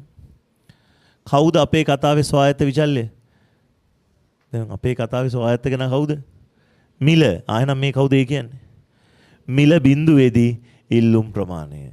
ගණන් හදලා තිබුණා ඕක අයියෝනේ ස්වායත්තයි පරායත්තයි ඒව වැඩක් නැහැ. අන්තක්කණ්ඩේ කොට ගානේ උත්තර එන්නේ නැහනේ. ඔයාට හදාගන්න නම් ඔයා දැනගන්න ඕනේ කවුද ඒ කියන්නේ? මිල බිඳුවේදී ඉල්ලුම් ප්‍රමාණය. ඒකයි මම කිව්වේ අන්තක්කණ්ඩේ නම නෙමෙයි යෝනේ. ඒකේ අදහසයි යෝනේ. මිල බිඳුවේදී ඉල්ලුම් ප්‍රමාණය. තගල කියන B. B හදන විදිය කියන්නේ. ගීසද ඉගෙන ගත්තා. B හදන විදිය. දරුවෝ B හදන සූත්‍ර කියන්නේ. ඩෙල්ටා QD බෙදීම ඩෙල්ටා P. මේ ගීසද ඉකරා අපි. ඉල්ලුම් ප්‍රමාණයේ වෙනස බෙදනවා කාගෙන්ද? මිලේ වෙනසෙන්. ඔච්චරයි. ඒතර මේක අපි දන්නව නම් අපිට මේක පාවිච්චි කරලා ඕනම වැඩක් කරගෙන යන්න පුළුවන්. හරි? වැඩ කරන හැටි මම කියන්නම්. ඉතින් අපි සමීකරණේ හදාගෙන යමු. කොටුව ඇතුලේ ලියලා ඉන්න පුතා.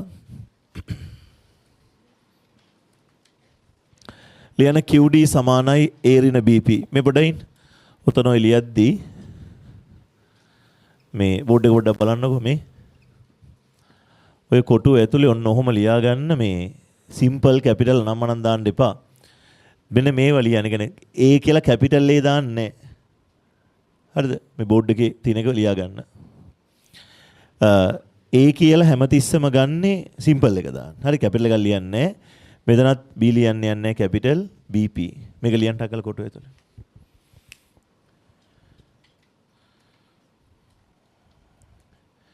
හරිද? QD සමාන ඍණ BP. right. පුළුවන් නේ මතක තියාගන්න. QD සමාන ඍණ BP. ඊට ගමන් කියන්න A ඍණ BP A ඍණ BP A ඍණ BP ඒතර හරි. හරි. A මුලින් ඊට පස්සේ B මැද්ද ඍණ P මෙහෙ QD මෙහෙ. පල්ලෙහාට පැහැදිලි කිරීම ටික දාන්න. දැන් ලියන්න.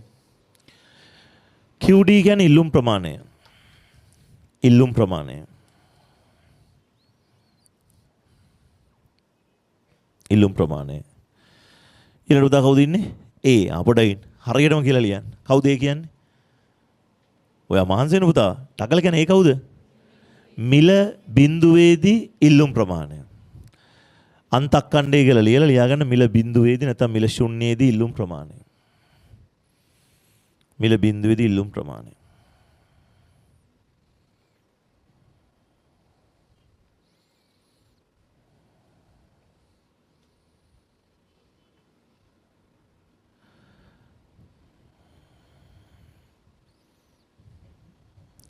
හරිද? පුතා මේ මිල බිඳුවේදී ඉල්ලන ප්‍රමාණය කියන්නේ ඉල්ලන අවම ගානද උපරිම ගානද? ඔයා මොකක් හරි භාණ්ඩයක් නිකන් දුන්නොත්ද උපරිම ඉල්ලන්නේ සල්ලි වලට දුන්නොත්ද? කියන්න. නිකන් දුන්නොත්. ඒ කියන්නේ මිල බිඳුවේදී ඉල්ලන ගාන කියන්නේ අපි ඉල්ලන උපරිම ප්‍රමාණය කියන එක. හරි? ඊළඟ ලියන්න කවුද ඉන්නේ? B. B කියන්නේ බෑවුම. කියන්නේ බෑවුම. ඉස්සරහෙන් ලියා ගන්න පුතා බෑවුම කියන තැනම බෑවුම හදන විදිය ඩෙල්ටා QD බෙදීම ඩෙල්ටා P. ඩෙල්ටා QD බෙදීම ඩෙල්ටා P. හරි. ඊට පස්සේ P කියන එක ලියන්න සලකා බලන භාණ්ඩයේ මිල. සලකා බලන භාණ්ඩයේ මිල. සලකා බලන භාණ්ඩයේ මිල. ඉන්න පොඩ ඉන්න මේක වැදගත්. ශ්‍රිතේ ඍණ ලකුණින් දැක්වෙන්නේ මිල හා ඉල්ලුම් ප්‍රමාණය අතර ඇති මොන සම්බන්ධයද? ප්‍රතිලෝම සම්බන්ධය. පැහැදිලිද? හරි. දැන් හැම එකක්ම ඉගෙන ගන්න. අඩුම ගානේ මැද්දට ඍණ දාන්නේ ඇයි? මැද්ද ඍණ දාන්නේ ඒ දෙන්නගේ සම්බන්ධය මොකක් නිසාද? ප්‍රතිලෝම නිසා. අහගන්න. මේ සමීකරණේ පුතා අපි ලියලා තියෙන මේ සමීකරණේ මේ බලන්න මේක බලන්නකො. මෙහෙම සමීකරණ ලියලා ඕලෙවල් පන්තිවා කරපු වැඩක් තියෙනවා උක්ත කිරීම කියලා. මතකද? දැන් මං කිව්වොත් මේකේ P උක්ත කරන්න කියලා පුළුවන්ද කරගන්න? කරන්න ඕනේ නැහැ පුළුවන්ද කියලා විතර අහන්න. පුළුවන් නේ? බැරුණත් කමන්නේ නැහැ. හරි. නිකන් තේරෙනවනේ P උක්ත කරනවා වගේ එකක් කරන්න මේක පුළුවන් නේද එතකොට? එතකොට මේ සමීකරණේ පුතා අපි දැනට උක්ත කරගෙන ඉන්න කාව? QD. අපිට ඕන නම් මේකේ කාව උක්ත කළාද? P උක්ත කළත් ලියන්න පුළුවන්. නමුත් සාමාන්‍යයෙන් අපි එහෙම ලියන්නේ නැහැ. හැබැයි ඉතින් දැන් ඔය ඉස්කෝලේ එහෙම සමහරකට වාර විභාග වලට එහෙම P උක්ත කළ සමීකරණයක් දෙනවා. එතකොට ඇවිල්ලා මට කියනවා මේ ඉගොන්නලා නැහැ හරියට කියලා. ඒක සමේ කියලා යන්නේ. එහෙම සාමාන්‍යයෙන් P උක්ත කරන සමීකරණ දාන්නේ නැහැ විභාගෙට. එහෙම කවදාවත් ඒ විභාගෙ ඇවිල්ලා නැහැ. හැබැයි ඕන නම් එහෙම එකක් දෙන්නත් පුළුවන්. එහෙම සාමාන්‍යයෙන් දෙන්නේ නැති ඉතින් මේකනේ පුතා. සාමාන්‍යයෙන් විභාගයක පරීක්ෂා කරනකොට ළමයෙක්ගේ එහෙම වැඩක් නැති කෑල්ලක් පරීක්ෂා කරන්නේ නැහැ. දැන් මේ සමීකරණේ P උක්ත කරනවා කියන එක ඉකෝන් නෙමෙයි මොකද්ද ඒක? ඒක ගණන්. ඉතින් ඒක ගණන් පේපර් වල උක්ත කිරීම පාඩම තියෙනවා.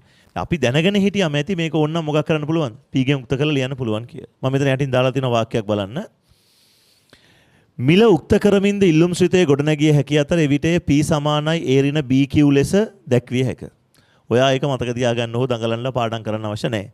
ඔයාට ඕන වෙන්නේ මොකද්ද? QD සමානයි A ඍණ BP කියන එක විතරයි. හරිද? පුතාට අගල කියන්නේ ඉල්ලුම් සමීකරණේ QD සමානයි A ඍණ BP. ටටගල කියන්න. QD කියන්නේ කවුද? ඉල්ලුම් ප්‍රමාණය. P කියන්නේ කවුද? මිල. B කියන්නේ කවුද? බෑවුම. A කියන්නේ කවුද? මිල බිඳුවේදී ඉල්ලුම් ප්‍රමාණය. ඍණ කියන්නේ දෙන්නගේ සම්බන්ධේ ප්‍රතිලෝම නිසා. දැන් මේ බලන්න විනාඩිය.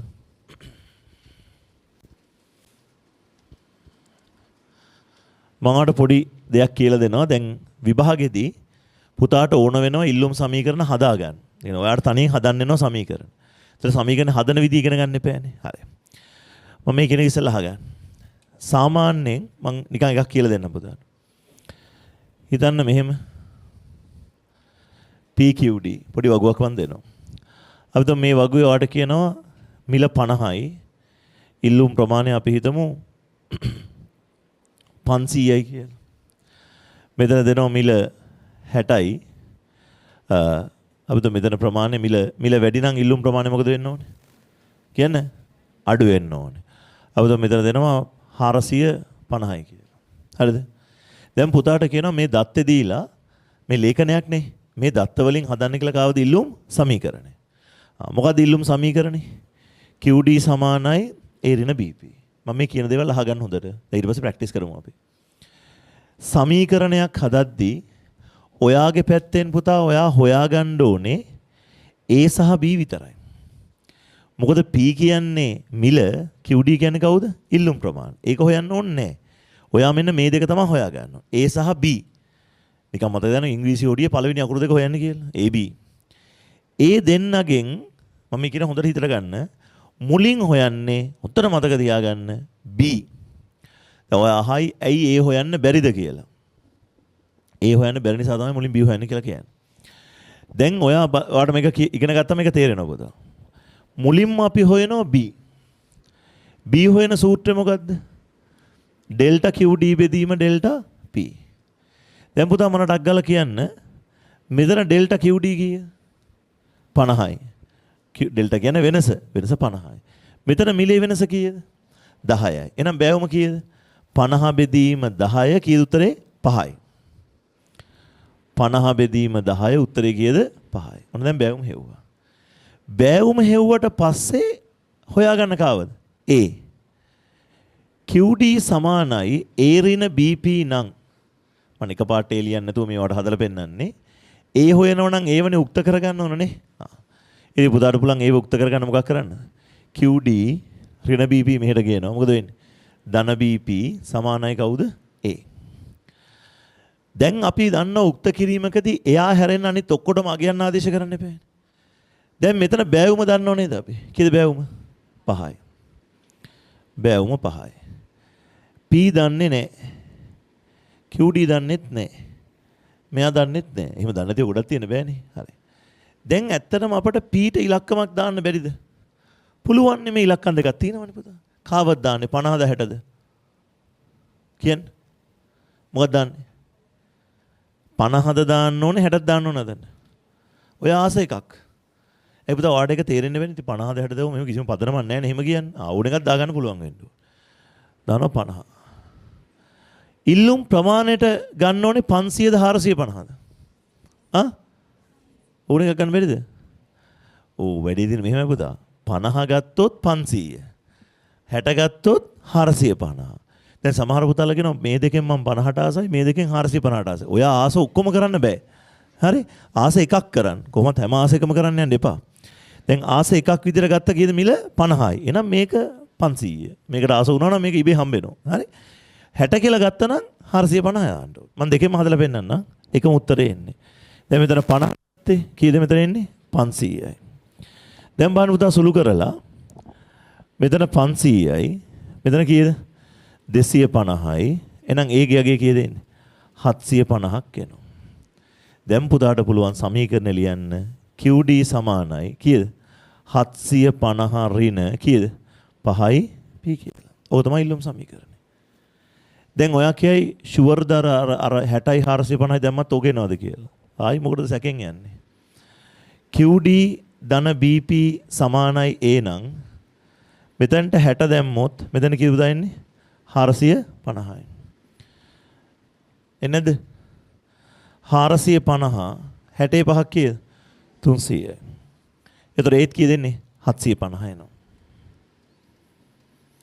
එහෙනම් උත්තරේ QD සමානයි 750 ඍණ 5යි P. පැහැදිලි කියන දේ? ඔයා කැමති මිලක් ගන්න ඒ මිලට අදාළ ප්‍රමාණය ආදේශ කරා. ඉන්න. දැන් මොකද්ද මේක හදාගත්තම අපට මෙයාගෙන් තියෙන ප්‍රයෝජනේ? ඒක දැනගන්න ඕනේ. මේ ඉල්ලුම් සමීකරණේ හදන එකේ තියෙන ප්‍රයෝජනේ මේකයි පුතා. ඔයා මේ සමීකරණේ මේ මිල කියන එකට ඕන අගයක් දාන්න ඒකට අදාළව කවුරු වෙනවද? QD එනවා. ඔකේ ඉතින් මොකද්ද වැදගත්කම? දැන් මෙහෙම හිතන්නකෝ. මම ආට කියනවා මෙතන මං ලේඛනයේ විතරයි දීලා තියෙනවා. හරිද? ඔයාලට මම ලේඛනයේ විතරක් දීලා කියනවා මිල රුපියල් 3 දී ඉල්ලුම් ප්‍රමාණය කියන්නේ කියලා. තකල කියනවා. ලේඛනයේ විතරයි මේක නෑ. 3 දී ඉල්ලුම් ප්‍රමාණය කොහොමද කියන්නේ?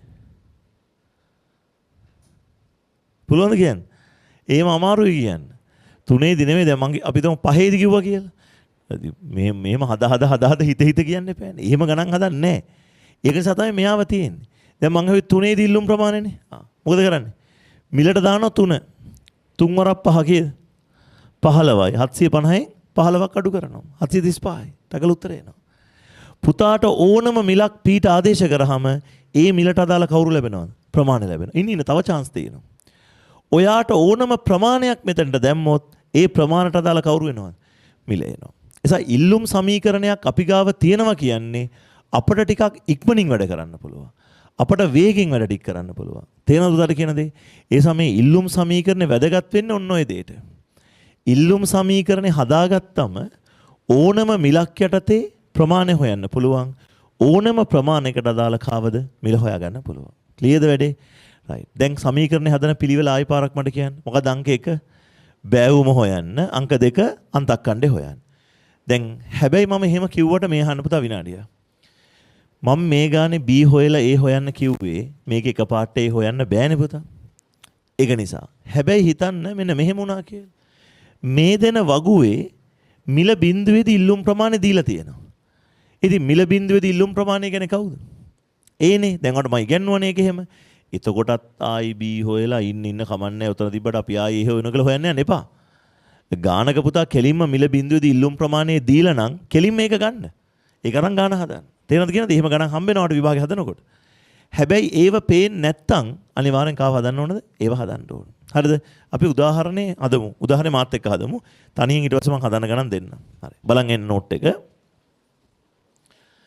ඉල්ලුම් සමීකරණයක් ගොඩනැංවීමේ පියවර. හරි. බලන්න. පළවෙනි එක බෑවුම ගණනය කරන්න. ඩෙල්ටා Q බෙදීම ඩෙල්ටා P. දෙක අන්තක්ඛණ්ඩය හෙවත් මිල බිඳුවේදී ඉල්ලුම් ප්‍රමාණය ගණනය කරන්න. ඒ සඳහා කිසියම් මිලක් හා ඊට අදාළ ප්‍රමාණය ඉල්ලුම් සමීකරණයට ආදේශ කරන්න. හරි. අර බෝඩ් එකේ හදමු පුතා. x බහණ්ඩේ ඉල්ලුම් සමීකරණය හදන්න කියලා කියන්නේ. මේ බලන්න.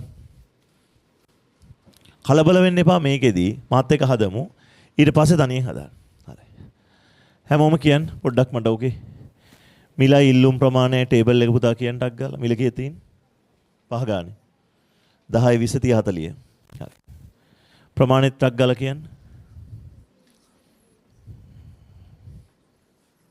120 80 හරි ඇති 40යි බිඳුවයි. හරිද? මිල එන්න මොකද වෙන්නේ? වැඩි. මිල වැඩි වුණොත් ඉල්ලුම් ප්‍රමාණය එන්න අඩුයි. දැන් හදන්න පටන් ගමු. දැන් මෙහෙමයි. උදාහරණයක් හදනකොට මම ලියනවා 1 බෑවුම සොයමු 2 අන්තක්ඛණ්ඩේ ඔයත් විභාගෙට එන්න 1 බෑවුම සොයමු එහෙම ලියන්නේ නැහැ. හරිද?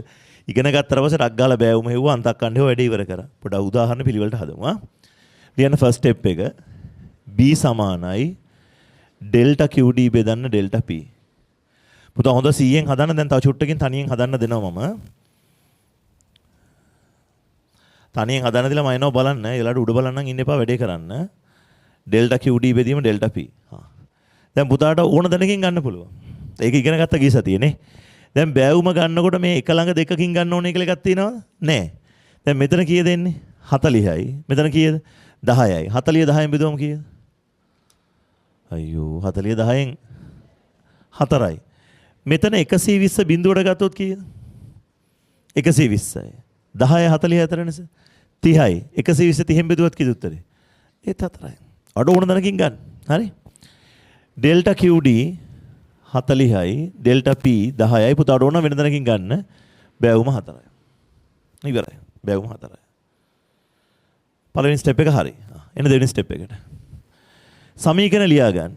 A ඍණ BP මතක කරගෙන ලියන්න. QD සමාන A ඍණ BP. ඉන්න උක්ත කරන්න එපා අපිට එන QD සමාන A ඍණ BP ලියන්න. හරි A ඍණ BP. මෙහෙමයි පුතා. මම කිව්වටදී ඒ උක්ත කරන්න ඕනේ කියලා. ඕක උක්ත නොකරත් උතන හොයන්න පුළුවන්. හරිනේ නේ?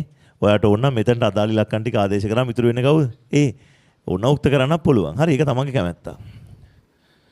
ඍණ BP මෙහෙට ආවොත් ධන BP සමානයි A. දැන් ආදේශ කරන්න. බෑවුම 4යි.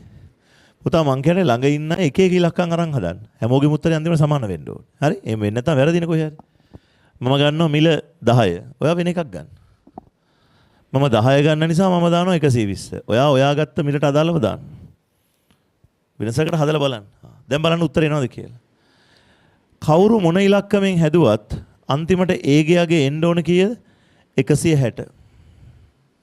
160. 160යි. දැන් පුතාට පුළුවන් සමීකරණ ලියන්න QD සමානයි 160 ඍණ කීයි Pද?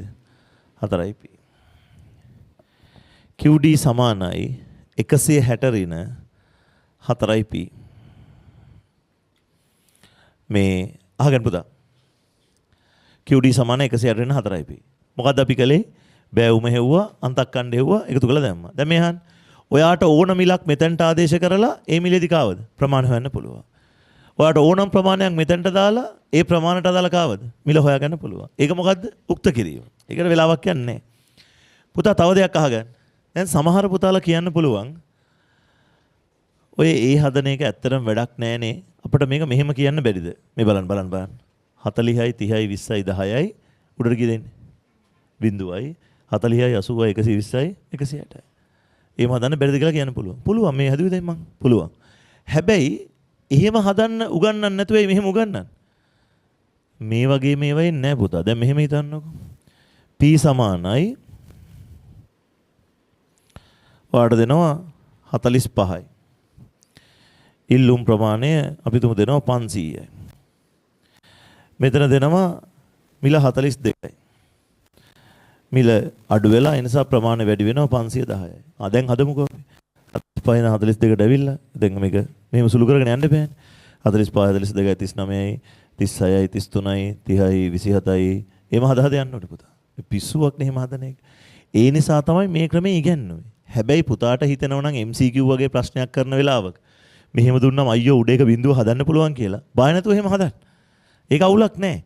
නමුත් අර ඒක පන්තියේ උගන්වන්න ඕන ක්‍රමය නෙමෙයි. ඔයාලට මේක කියලා දුන්නේ ඒකයි. හැම ගානම එහෙම ටක් ගාලා උත්තර එන්නේ නැහැ. එහෙම එනවනම් ටක් ගාලා ඒක ගන්න. නැති වෙලාවක හදලා පෙන්නන්න. හරිද? රයිට්. මම පොඩි වෙලාවක් දෙනවා ඉන්න අහගන්න. ඊළඟ ගානේ ඔයාලට දත්ත දීලා තියෙනවා. එහා පැත්ත පෙන්නන්න. පළවෙනි ප්‍රශ්න මොකක්ද අහලා තියෙන්නේ? ඉල්ලුම් සමීකරණය හදන්න කියලා. පොඩ්ඩක් ඉන්න හෝ. ඔය සමීකරණය හදනකොට දැන් පළවෙනි ස්ටෙප් එක මොකද්ද? කියන්න ගාලා. බෑවුම. පුතා මඩ කියන්න. දැන් බෑවුම හොයන්න දත්ත තියෙන්නේ වගුවකද වක්‍රයකද? වක්‍රයක. තේරෙනවද කියන දේ? ප්‍රශ්නයක් නැහැ. වගුවේ තිබ්බත් වක්‍රේ තිබ්බත් දත්තේ අරන් ගන්න හැදුවා නේ. බෑවුම හෙව්වා. ඊට පස්සේ කවද හොයන්න ඕනේ? අන්තක්ඛණ්ඩය. අන්තක්ඛණ්ඩය කොහොමද ඕකේ හොයන්නේ? අන්තක්ඛණ්ඩය කොහොමද ඕකේ හොයන්නේ? මන් දිහා බලන්න එපා. ඕකේ බලන්නයි ඕනේ පුතා. අන්තක්ඛණ්ඩය කොහොමද හොයන්නේ? ටගල කියන්නේ. ඉතින් අර කලින් වගේම බෑවුම හොයලා ඒ බෑවුම මොකටද ආදේශ කරන්නද? ඉලක්කම් කොහෙන්ද ගන්න මිල ප්‍රමාණ? කියන්න ටගල කියන්නේ. දැන් ඔයාලට තේරෙනවද? දැන් මම හැදුවේ ලේඛනයකින්. නම් පුතාට මං හදන්න දෙන්නේ ලේඛනය නෙමෙයි මොකද්ද? වක්‍රය.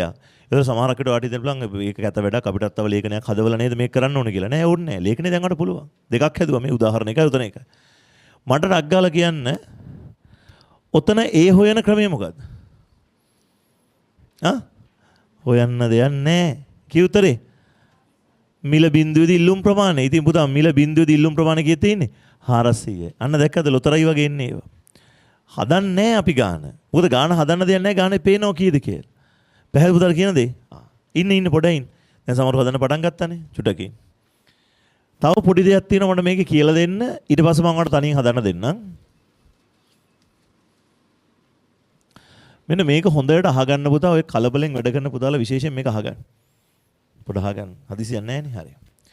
ඔයා හදන්න මම කැමති ඔයා හදනවට තමයි. හැබැයි මම මේ ඔයාට හදද්දි වෙන්න තියෙන නරක දේවල් ටික මුලින් කියනවා. ඔයා ඒ ටික අහගෙන හිටියේ නැති වුනහම සමහරක් විට නරක දේවල් වලට වෙන්න. මේ දීලා තියෙන රූප සටහන දිහා හොඳට බලන්න. මම ඒක අඳින බෝඩ් එකේ. මේ ඔගේ තියෙනවා 50 150 200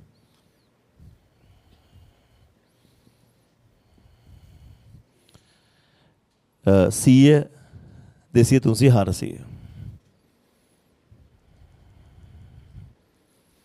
කොහොමද තියෙන්නේ? හරි නේද? හරි.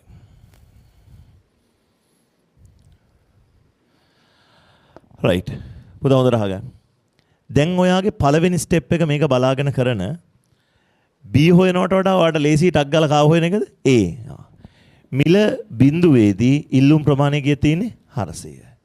එහෙනම් පුතාට මෙතන A සමානයි කීයයි කියලා එනවද? 400යි. ඒක හරිනේ. ඒක වඩා දාගන්න පුළුවන් A සමානයි 400. ඉන්න දාගන්න පුළුවන්. හරි. දැන් B හොයනවා. කොහොමද හොයන්නේ? ඩෙල්ටා Q D බෙදීම ඩෙල්ටා B. කොහොමද B හොයන්නේ? අපි එහෙම කරමුද? ටකල B හොයන්න තනිය. හරි පුළුවන් ඉතින් B හොයන්න.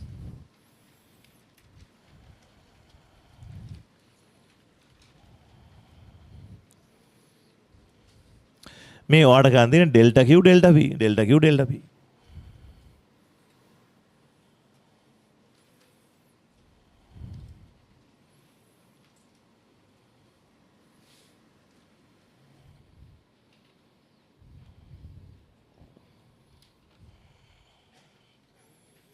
එව්වද?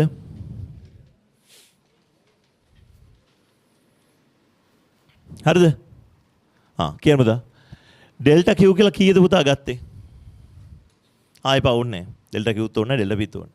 ටක් ගාලා කියන බෑවුමේ උත්තරේ 4 ආපු පුතා ලත උස්සන්න. නැද කවුරු? බෑවුම 4 ආවේ නැද කාටවත්? නැත්තම් හොඳයි 4 වැරදි. හරි. බෑවුම කීයද ආවේ? කීයද? 2යි. බෑවුම 2යි. බෑවුම 2 ගත්ත විදි කියන්නේ?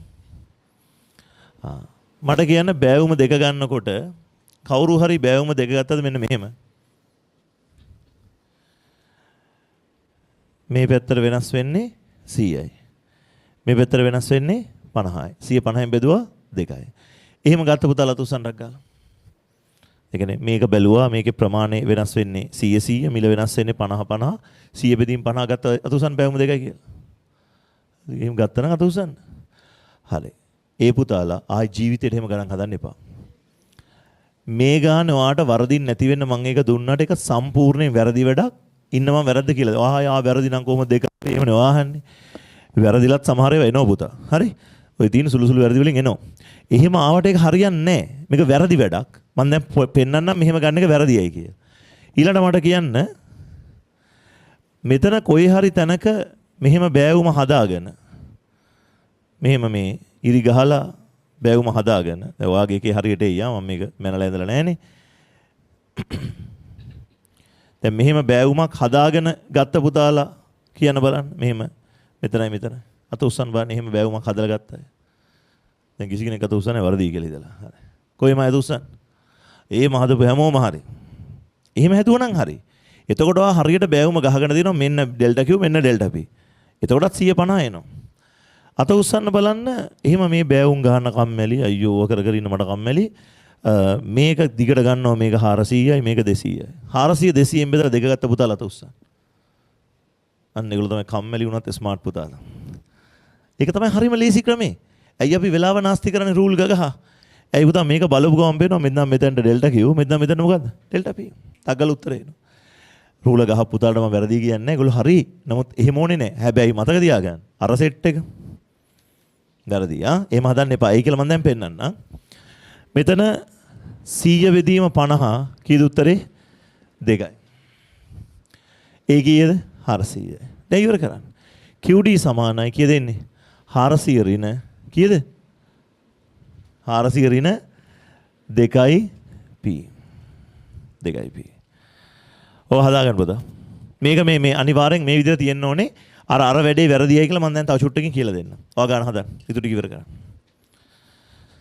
ටක් ගාලා තනියෙන් ඊටු ටික ඉවර කරන්න.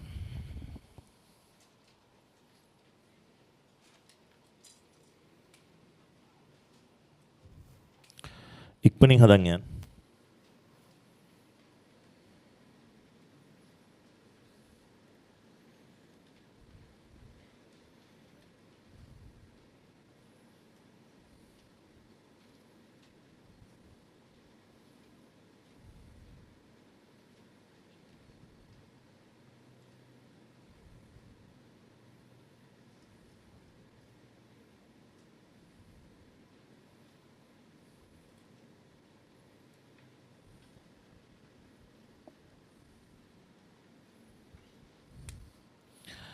ඉක්මනින් හදන්න යන්න.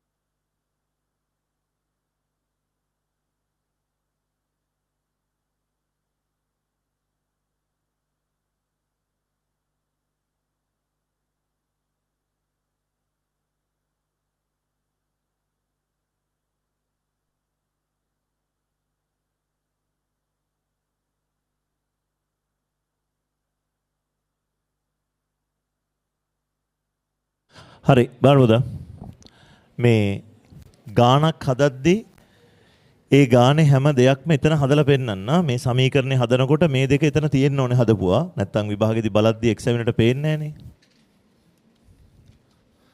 හයි. එන්න ගානේ දෙවෙනි කොටසට. හොඳයි ගොඩක් අය වැඩේ කරලා තියෙන හොඳට. දෙවෙනි කොටසේ පුතාට මොකද්ද කියලා තියෙන්නේ? දෙවෙනි කොටස කියන්නේ මිල රුපියල් 20 දී ඉල්ලුම් ප්‍රමාණය කීයද කියලා. ටග්ගල කියන්නේ. අපි හදපු ඉල්ලුම් සමීකරණේ 400 ඍණ කීයයි p දාවේ? 2යි p. දැන් පුතා ඔයාගෙන් අහන්නේ මිල 20 දී ඉල්ලුම් ප්‍රමාණයනේ. මොකද කරන්න තියෙන්නේ? p වෙනුවට කීයද? 20 ආදේශ කරන්න. උක්ත කිරීම ආදේශ කිරීම දන්නේ ඒවනේ. p වෙනුවට 20 දාන්න. දැන් කියන්නේ කී උතරේ? 22ක් 40යි 400න් 40ක් ගියාම කීයද? 360යි. අංක 3 මොකද්ද තියෙන්නේ? දැන් මෙතන මිල දීලා ප්‍රමාණය ඇහුවා. මොකද ඊළඟ ගහලා තියෙන්නේ? ප්‍රමාණය දීලා මිල අහනවා. ප්‍රමාණය 280ක් ඉල්ලන මිල අහනවා. මේකමයි. දැන් කරන්න තියෙන්නේ පුතාට ප්‍රමාණයට ආදේශ කරනවා කීයද? 280. ආදේශ කරලා මිල උක්ත කරගන්න. කොහොමද කරන්නේ? ඍණ 2යි p මේ පැත්තට ගත්තා. ධන 2යි p. මෙයාව එහා පැත්තට ගෙනිච්චා. ධන 280 මෙහෙට යදි මොකද වෙන්නේ? ඍණ 280ක් වෙනවා. දැන් 2යි p සමානයි 400න් 280ක් අඩු කරන්න. කී උතරේ? 120යි. දෙපැත්තම දෙකෙන් බෙදුවා. p සමානයි කීයද පුතා? 60යි. ගොඩක් අය හොඳට හදලා තිබ්බා. අන්තිම එකේ තමයි ප්‍රශ්න තිබ්බේ. අන්තිම එක නේ ඉකෝන් පේපර් එකට අහන්නේ නැහැ. මම නිකන් එක අර නිකන් විනෝදයට වගේ වඩ දැම්මේ හදන්න. මොකද අහලා තියෙන අන්තිම එකේ? මේ සමීකරණේ කාව උක්ත කළාද? p උක්ත කළා ලියන්න කියලා කියනවා. පුතා බලාගන්න. QD සමානයි 400 ඍණ 2යි p. දැන් p උක්ත කරන්න නම් මුලින්ම යාව ගේමුකෝ මෙහෙට. ඍණ 2යි p මෙහෙට ගෙන කීයද? ධන 2යි p. දැන් ඍණ ලකුණ සමාන ලකුණේ මේ පැත්තට පණිදි ධන වෙන්න ඕනේ. ඒව දන්නවනේ. හරි. QD මෙහෙට ගන්න. එතකොට මොකද වෙන්නේ? QD මෙහෙට ගියාම කියන්න ඍණ QD. හරි. දැන් කරන්න ඕනේ p යුක්ත කරගන්න එකනේ. එහෙනම් මොකද කරන්න ඕනේ? දෙකෙන් බෙදන්න ඕනේ. මේ පැත්ත දෙහා පැත්ත දෙපැත්තම. දෙපැත්තම. දැන් මේ බලන්න පුතා මේ දෙපැත්ත බෙදනකොට මෙහෙම ඉරක් ගහලා දෙකෙන් බෙදනවද? මෙහෙම දෙකෙන් බෙදනවා. ආස විදිහට බෙදන්න. හැබැයි මෙහෙම බෙදන එක හොඳයි එකපාර කාට හරි තේරෙන්නේ නැත්තම්. දැන් මේ බලන්න මෙහෙම බෙදුවම පොඩි ලේසියක් තියෙනවා. අර මොනවත් හරි හොඳේ. 2යි කැපුණ කීය දෙන්නේ? p. 400 දෙකෙන් බෙදුවා කීයද? 200යි. මෙතන ඍණ ඒක ප්‍රශ්න නැහැ නේ. QD දෙකට බෙදන්න. ඉංග්‍රීසි අකුරු දෙකට බෙදලා නැද්ද කවදාවත්? බෙදලා දිනන පුතා x දෙකට බෙදලා නැද්ද ඔයා? දෙකට නෙමෙයි තුනම මාට්ටක් බෙදලා ඇති. හරි. මෙතන තියෙන QD බෙදීම දෙකනේ. QD ට ඉස්සරහා තියෙන කීය? ඕනම ඉංග්‍රීසි අකුරකට ඉස්සරහින් ඉන්නේ කීයද? එකනේ. එහෙනම් උතර උත්තරේ කීයද? කියන්න. ඉතින් මෙතන ඉන්නේ එක. හරිද? එහෙනම් මෙතන පුතා ඇත්තටම මේ ඉන්නේ එක බෙදීම දෙක. ඒතර ඔයාට පේන්න ඕනේ QD දෙකට බෙදනවනේ. ඒ කියන්නේ ඇත්තට මොකද්ද? භාගයයි QD නේ. අර මෙහෙම භාග වලින් ලියනට වඩා ලස්සනයි මේක ලිව්වනම් 200 ඍණ භාග කියන්නේ කීයද? 0.5යි QD. අන්න ඒකේ අඩුපාඩු තිබ්බ සමහරුන්ගේ එක හදාගන්න. හරි ඉක්මනට හදාගන්න කතා කරන්නේ නැතුව.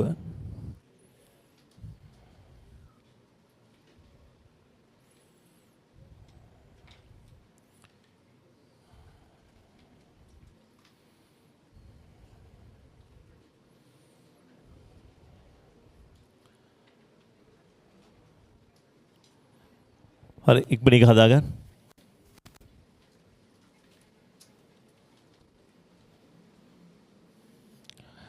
දැන් සමීකරණ ප්‍රයෝජනේ පුතාට තේරෙන්න ඕනේ ඕනම මිලකදී ප්‍රමාණය ඕනම ප්‍රමාණයකදී මිල හම්බ වෙනවා කියලා. මේක හදාගන්න හදලා නැති අය.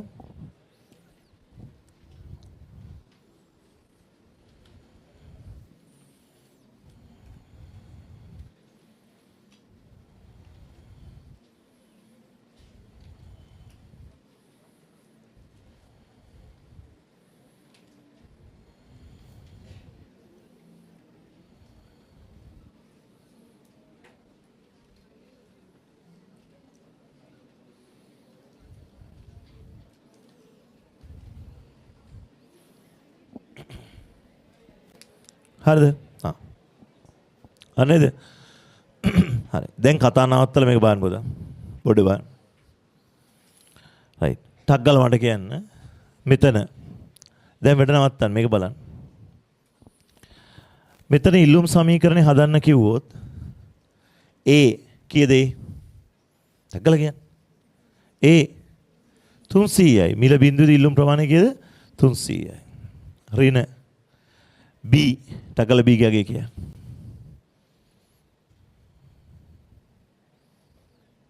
ටක් ගාලා කියන්න. හයියෙන් කියන්න. කීයද? 10 අර වෙන උත්තරේ නැහැ තුසන් බලන්න.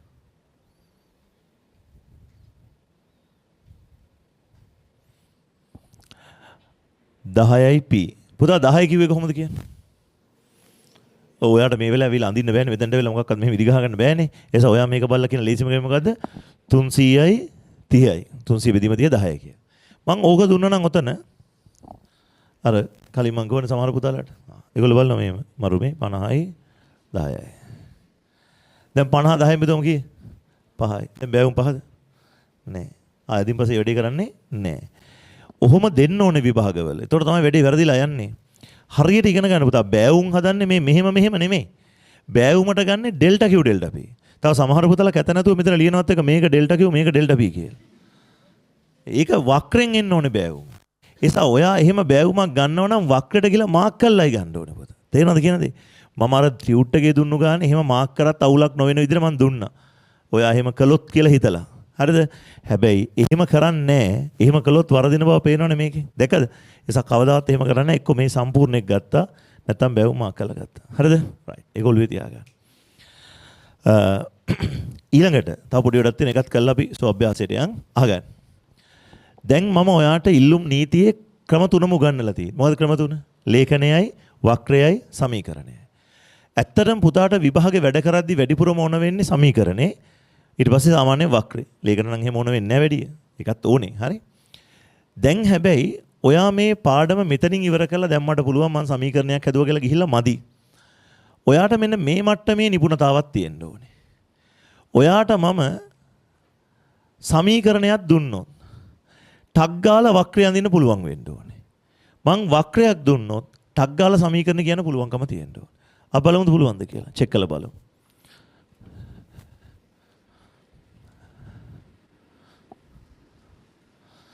දැන් මෙහෙමයි. හිත පොඩ්ඩක් ඉන්න මං ලියලා හදලා කියන්නම් එහෙම බෑ. දැන් එහෙම විභාගේ කරගන්න. මං කියන්නේ අපි MCQ පේපර් එකක් ගැන හිතනකොට අපි පොඩ්ඩක් ටිකක් ඉක්මනට වැඩ කරන්න පුරුදු වෙන්න ඕනේ. මේ අමතර වැඩ. මේක තමයි ටියුෂන් පන්තියෙන් තව කරගන්න ඕනද. කෙටි ක්‍රම ඉක්මනට යන්න පුළුවන් ක්‍රමත් ඉගෙන ගන්න. එතකොට ඔයාට පුතා අනිත් කෙනාට වඩා මේ කම්පිටිෂන් එක ඇතුලේ ඉන්න පුළුවන්. මේක තරගයක් නේ මොනවා කිව්වොත්. අනික් කෙනත් හදන ඔයත් හදන්න එන මාත් හදනවා මං හදලා ඉවරයි නේ ඔයා හදනකන් ඉන්න මං ඉන්නම් කියලා එහෙම ඉන්න බෑ මේකේ. මේකේ ඔයා ඉක්මනට වැඩ කරන්න ඕනේ. දැන් මේ බලන්න. පුතාට මම දෙනවා මෙතන රූප සටහනක්.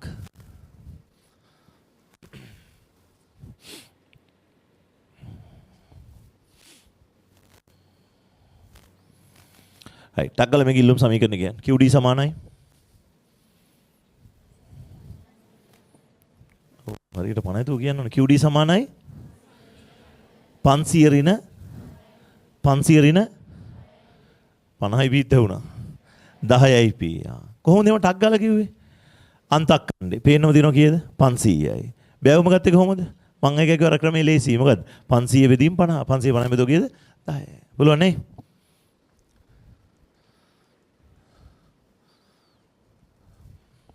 QD සමාන 200 ඍණ 5යි P. 200 බෙදුව 40න් කීයද? 5යි.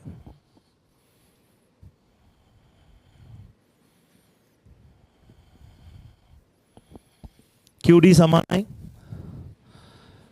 200 ඍණ හොඳයිනේ 0.5යි P. හේතුව මේ වෙත 200 අර පැත්ත 400 එතකොට එන්නේ 0.5යි වාගේ. ඒ කියන්නේ ඇත්තම කතන්දරේ මෙහෙම වක්‍රය දුන්නම සමීකරණ කියන එක ලේසිද අමාරුද? nothing. ලේසි නෙමෙයි ඇති දෙයක් නැහැ නේ පුතා.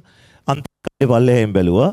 ටක් ගාලා බෑගුම හදාගත්තා උත්තරේ ලිව්වා. මේවට වෙලා යන්නේ නැහැ. මෙහෙම ප්‍රැක්ටිස් කරවන්නේ පේපර් එකේදී එහෙම අවස්ථා ඔයාට සෑහෙන්න එනවා. හැමදාම එනවා.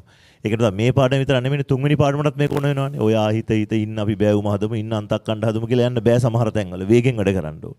දැක්ක ගමන් කියන්න ඕනේ. මේක දැන් හොඳයි. දැන් අනිත් එකට යන්න. අනිත් එක තමයි සමීකරණේ දුන්නු ගමන් කාව අඳින්න ඕන. වක්‍රය අඳින්න ඕන. දැන් මම සමීකරණ ගෙනවා වක්‍රය අඳින්න ඕන. කොහොමද ඔයා උතන දැන් අඳින්නේ? ඔයා අඳින විදිය කියනවනේ මම අඳිනවා. හරි?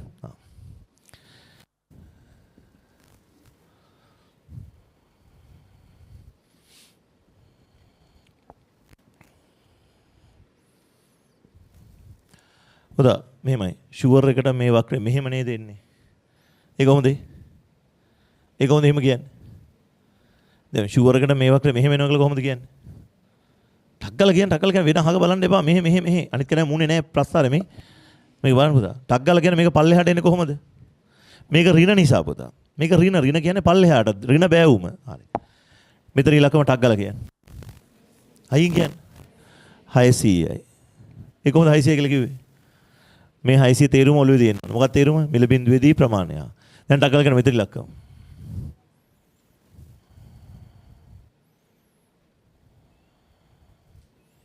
කියනවා මම කියන එක බලන් ඉන්න. කීයද? ඔය කිව්ව ලස්සන්ට 50යි. ඇයි පුතා දැන් මෙච්චරයි කරන්න දෙන්නේ. මෙතන ඉලක්කම හොයාගන්න මාර ලේසි ක්‍රමයක් තියෙනවා. ඔයා මෙතන ඉලක්කම හෙව්වේ කොහොමද? ඔයා දැන් බැලුවා මෙතන ඉලක්කම ගන්න මේක 600යි මෙතන කීයද කියලා තමයි මම බැලුවේ. හරි. ඉතින් පුතා බෑවුම කීයද? 12යි. බෑවුම එන්නේ කොහොමද? ඩෙල්ටා කිව් බෙදීම ඩෙල්ටා p නේ. බෑවුම එන්නේ ඩෙල්ටා කිව් බෙදීම ඩෙල්ටා p.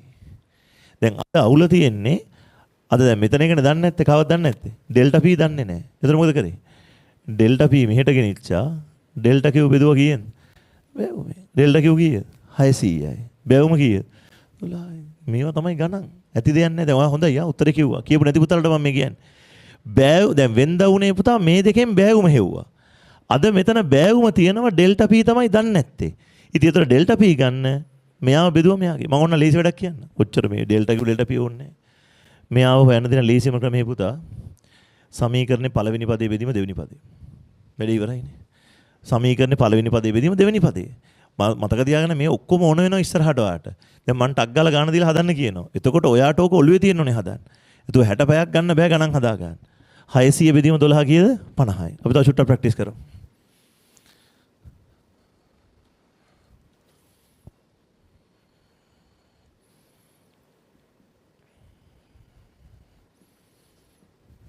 මෙතන කීයද? මෙතන කීයද? 400යි. මෙතන කීයද? අයියෝ කියන්න.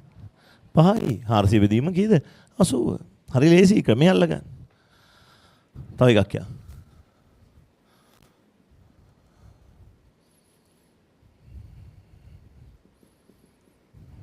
මෙතන කීයද? 200. 400 යන්න වැරදිනේ පුතා. අන්න එක වැඩේ තියෙන. සමහර වෙලාවට ඒවා පොඩ්ඩක් අවුල් වෙනවා. දැන් මෙතන කරන්නේ 200 බෙදනවා කීයෙන්ද? 0.5න්. 0.5න්. දැන් 400 හරියද හරියටම කිව්වා. මෙහෙම බෙදලාද කිව්වේ? බෙදලාද කිව්වේ නැත්නම් මෙහෙමයි කිව්වේ නේ? 200යි 0.5යි 0.5යි ඩබල් කරමු 400යි. එහෙම හිතලාද කිව්වේ?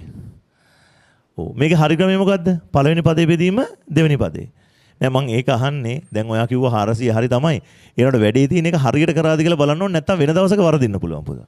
දැන් මේ 200 බෙදීම 0.5න් තමයි උත්තරේ එන්න ඕනේ. ඔයාලට තේරෙනවද 200 0.5න් බෙදුවම 400 එනවා කියලා? කොහොමද දන්නේ?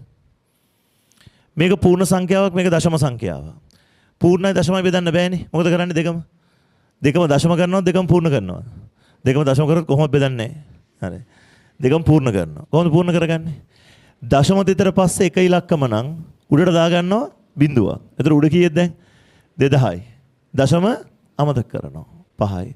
2005න් බෙදුවා කීයද? 400. ඔයා හොඳටම හොඳයි ආ. ඒ කියන්නේ හොඳට උත්තර දුන්නා.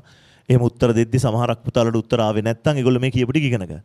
එතකොට ඔයා දක්ෂ වෙන්න ඕනේ වක්‍රයක් දුන්නම ටක් ගාලා සමීකරණය හදාගන්න. සමීකරණයක් දුන්නම ටක් ගාලා කාව අදින්නද? වක්‍රය අදින්න. එතකොටයි මේ වැඩේ හොඳටම කරන් යන්න පුළුවන්. හරි? පුතාලට දෙනවා ස්වාභ්‍යාසයක් දාලා. මම ඒක අකුරක්වත් කියලා දෙන්නේ නැහැ. කියවලා වැඩ ටික කරන්න. ටක් ගාලා කරන්න. ওই පිටුවම පාවිච්චි කරන්න. ඔතනින් මේ වැඩේ ඉවරයි. ඊට පස්සේ අලුත් වැඩක් තියෙනවා. හරි යහපැත්තේ පොඩි ගානක් තියෙනවා ටක් ගාලා ඔය වැඩේ ඉවර කරන්න. ඉස්සලා අභ්‍යාස කියවන්න. පුතා අභ්‍යාස කියවන්න. එහා පැත්තේ කෙනාට කියවන්න එපා. අභ්‍යාස කියවන්න.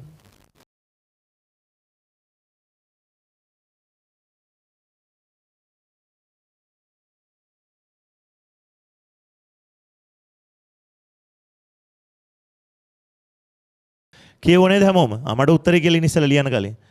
ඔයාට දීලා තියෙන දත්ත වලින් මොනවද හදන්න කියලා කියන්නේ. ලේඛනයක් හදන්න කියනවා, වක්‍රයකුත් අඳින්න කියනවා. මොකද්ද? සමීකරණෙත් හදන්න කියනවා. පුරුදු වෙන්නත් එක දුන්නේ ටග්ගල කරන්න.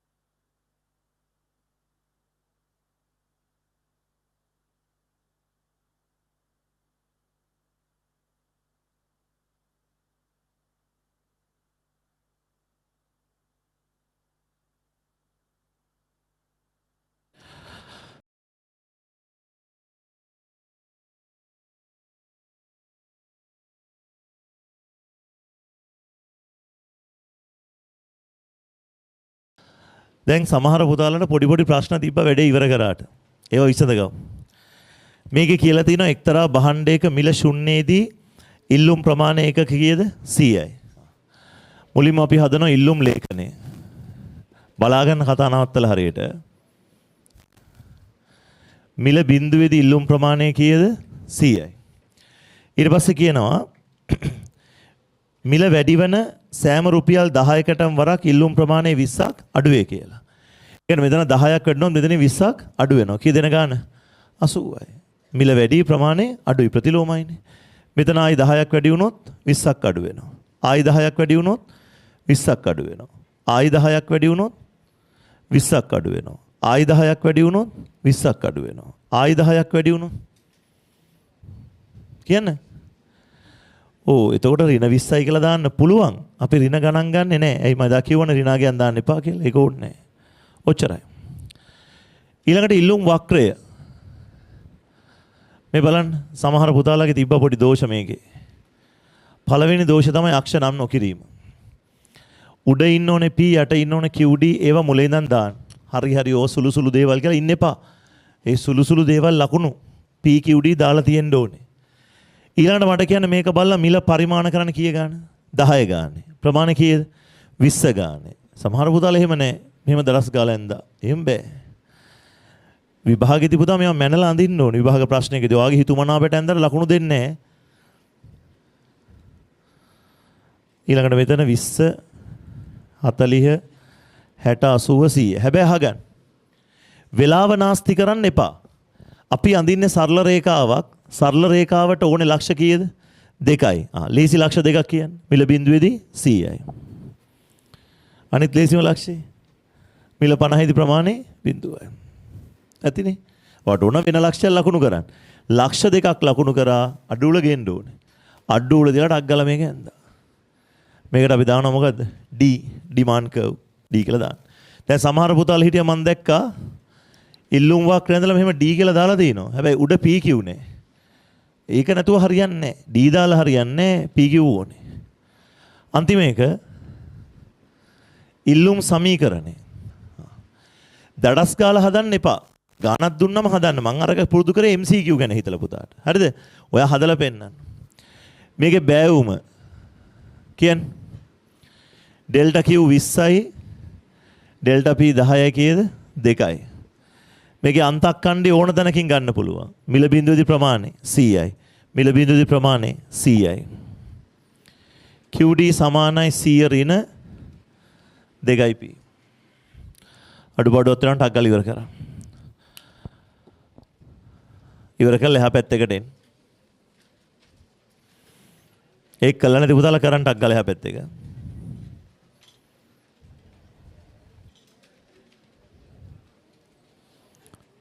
ඉක්මනට හරිද?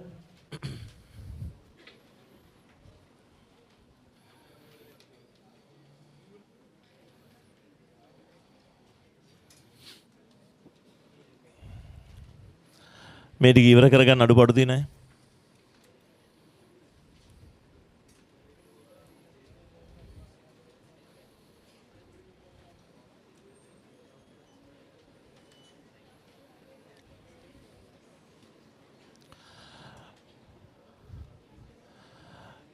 මේ ටික ලියන පුතාලා ඉන්නවනම් තාම අත උස්සන්න. ටක් ගාලා ලියන්න.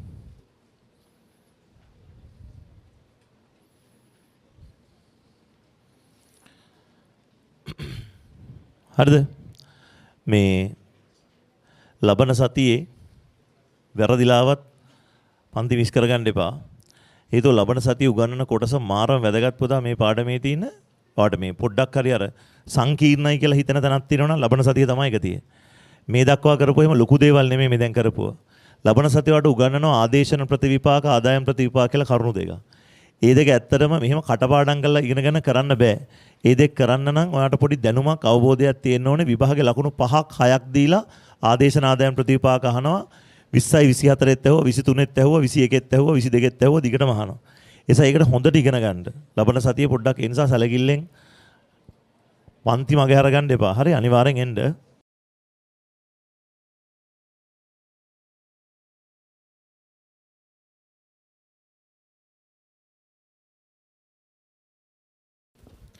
ඔයාට සමීකරණයක් දීලා තියෙනවා.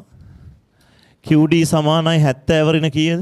2p කියලා. එහෙනම් තියෙන්නේ 70 වරින 2p නේද? හරි. මොකද්ද මේකේ කරන්න කියන්නේ? වක්‍රය අඳින්න කියලා. දැන් පුතා මේකේ වක්‍ර අඳින්න කියලා ලොකුවට ඉරි ගහගෙන දඟලන්න එපා.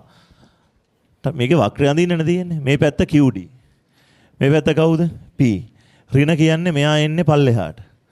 මෙතන මූල ලක්ෂය. මෙතන කීයද? 70යි. මෙතන කීයද? 72 බෙදුවා 35. ඉවරයි. බුඩි වැඩේ. හරි. නෑ ඉවර නෑ. මේක ඉවර. ඔමින්. හරිද මේක ටක් ගාලා දාගන්න ඉවර කරන්න.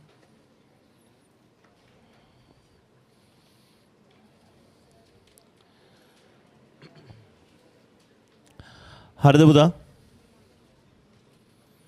මේ අහගන්න.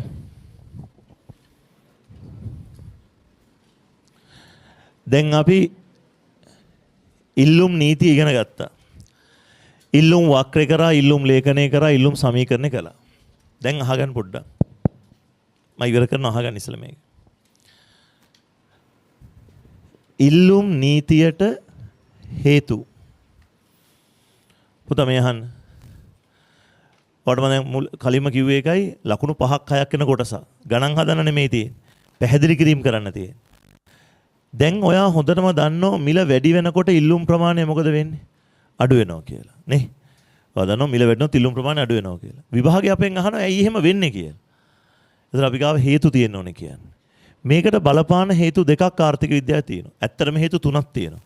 තුන්වෙනි හේතුව ඒ ලෙවල් පන්තියේ කතා කරන්නේ නැති නිසා මම ඒක උගන්වන්නේ නැහැ. කතා කරන හේතු කියලා දෙන්න. එකකට අපි කියනවා ආදේශන ප්‍රතිවිපාකය කියලා. අනෙකට අපි කියනවා ආදායම් ප්‍රතිවිපාකය කියලා. දැන් පොඩ්ඩක් මේ අහන්නකෝ. මම මේ දෙක ලබන සතියේ කියලා දෙනවා. මම මේ කියන දේ පොඩ්ඩක් ඔලුවට ගන්න ඉස්සෙල්ලා. ඉල්ලුම් නීතියට හේතු කියලා ඇහුවොත් හේතු දෙකයි මොනවද? ආදේශන ප්‍රතිවිපාකය, ආදායම් ප්‍රතිවිපාකය. මොන කලින්ම කියන්නේ මේක පොඩ්ඩක් සංකීර්ණයි. ලබන සතියේ පිළිවෙලට අපි මේක ඉගෙන ගමු. සංකීර්ණයි කියලා කියන්නේ ඔයාලට තේරෙන්නේ නැති වෙනවා කියන එක නෙමෙයි. ඒක තේරෙන්න කියලා දෙන්නම් සරල කරලා.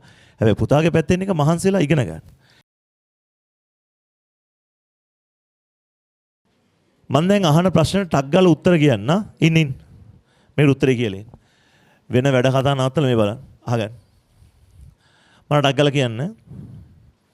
ඉල්ලුම් නීතියට හේතු කියලා ඇහුවම ලියන්නේ මොනවද? ආදේශන ප්‍රතිවිපාකය, ආදායම් ප්‍රතිවිපාකය. හැබැයි පුතා විභාගෙ මෙහෙම ඇහුවොත් භාණ්ඩයක මිල වැඩි වන විට ඉල්ලුම් ප්‍රමාණය අඩු වන්නේ ඇයි කියලා ඇහුවොත්.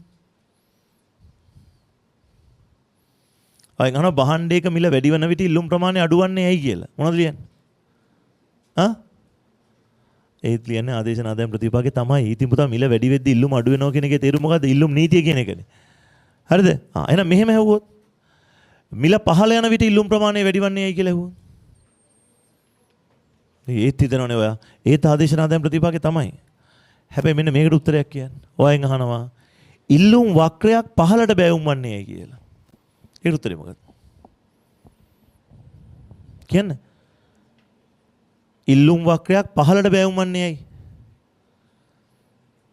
මේකෙදි ගොඩාක් පුතාලා ලියන උත්තරයක් මේක හරිද කියලා විතරක් කියන්න. ඒ කියන්නේ සාමාන්‍ය මේ ප්‍රශ්නේ වුණ ළමයි ලියනවා මිල හා ඉල්ලුම් ප්‍රමාණය අතර ප්‍රතිලෝම සම්බන්ධයක් පවතින බැවිනි කියලා. ඒක හරිද වැරදිද? ඉල්ලුම් වක්‍රයක් පහළට බැවුම් වන්නේ ඇයි කියලා ඇහුවම ලියනවා මිල හා ඉල්ලුම් ප්‍රමාණය අතර ප්‍රතිලෝම සම්බන්ධයක් පවතින බැවිනි කියලා. ඒක හරිද? ඒක හරිද? හරිද වැරදිද? ඔව් හරි කියලා වා කියනවා. මට මුලින්ම කියනකො ඉල්ලුම් වක්‍රයක් පහළට බැවුම් වෙනවා කියන එකේ තේරුම මොකක්ද? මිල හා ඉල්ලුම් ප්‍රමාණය අතර ප්‍රතිලෝම සම්බන්ධයක් තියෙනවා කියන එක. ඒතර මේ ප්‍රශ්න තේරුම මොකක්ද? මිල හා ඉල්ලුම් ප්‍රමාණය අතර ප්‍රතිලෝම සම්බන්ධයක් පවතින්නේ ඇයි? මිල හා ඉල්ලුම් ප්‍රමාණය අතර ප්‍රතිලෝම සම්බන්ධයක් පවතින බැවිනි. පුතා ඉල්ලුම් වක්‍රයක් පහළට යන්නේ ඇයි කියලා අහන එකේ තේරුමත් මොකද්ද? ඉල්ලුම් නීතියට හේතුම තමයි. මොකද උත්තරේ? ආදේශන ප්‍රතිවිපාකය, ආදායම් ප්‍රතිවිපාකය. අපි මේක නිකන් කිව්වට A level විභාගේ මුල් කාලේ එක්සැමින් ඇහුවෙම වක්‍රය පහළට යන්නේ ඇයි කියලා. ළමයි ලියනවා ප්‍රතිලෝම සම්බන්ධ කියලා. අන්තිමට බැරිම තැන එයා ඇහුවා ඉල්ලුම් වක්‍රයක් පහළට යන්නේ ඇයි හේතු දෙකක් සඳහන් කරන්න කියලා. යන්තම් එහෙම කියලා තමයි මේක හදාගත්තේ. ඒක ඔයාගේ පැත්තෙන් කිසිම වෙලාවක වෙන අනම්මනම් ලියන්න එපා. ඉල්ලුම් වක්‍රය පහළට යන්නේ මිල වැඩි වෙද්දී ප්‍රමාණය අඩු වෙන්නේ ඉල්ලුම් නීතියට හේතු කියලා හැවුවත් මොකද උත්තරේ? ආදේශන ප්‍රතිවිපාකයයි ආදායම් ප්‍රතිවිපාකය. ලියා ගන්න. ඉල්ලුම් නීතියට හේතු.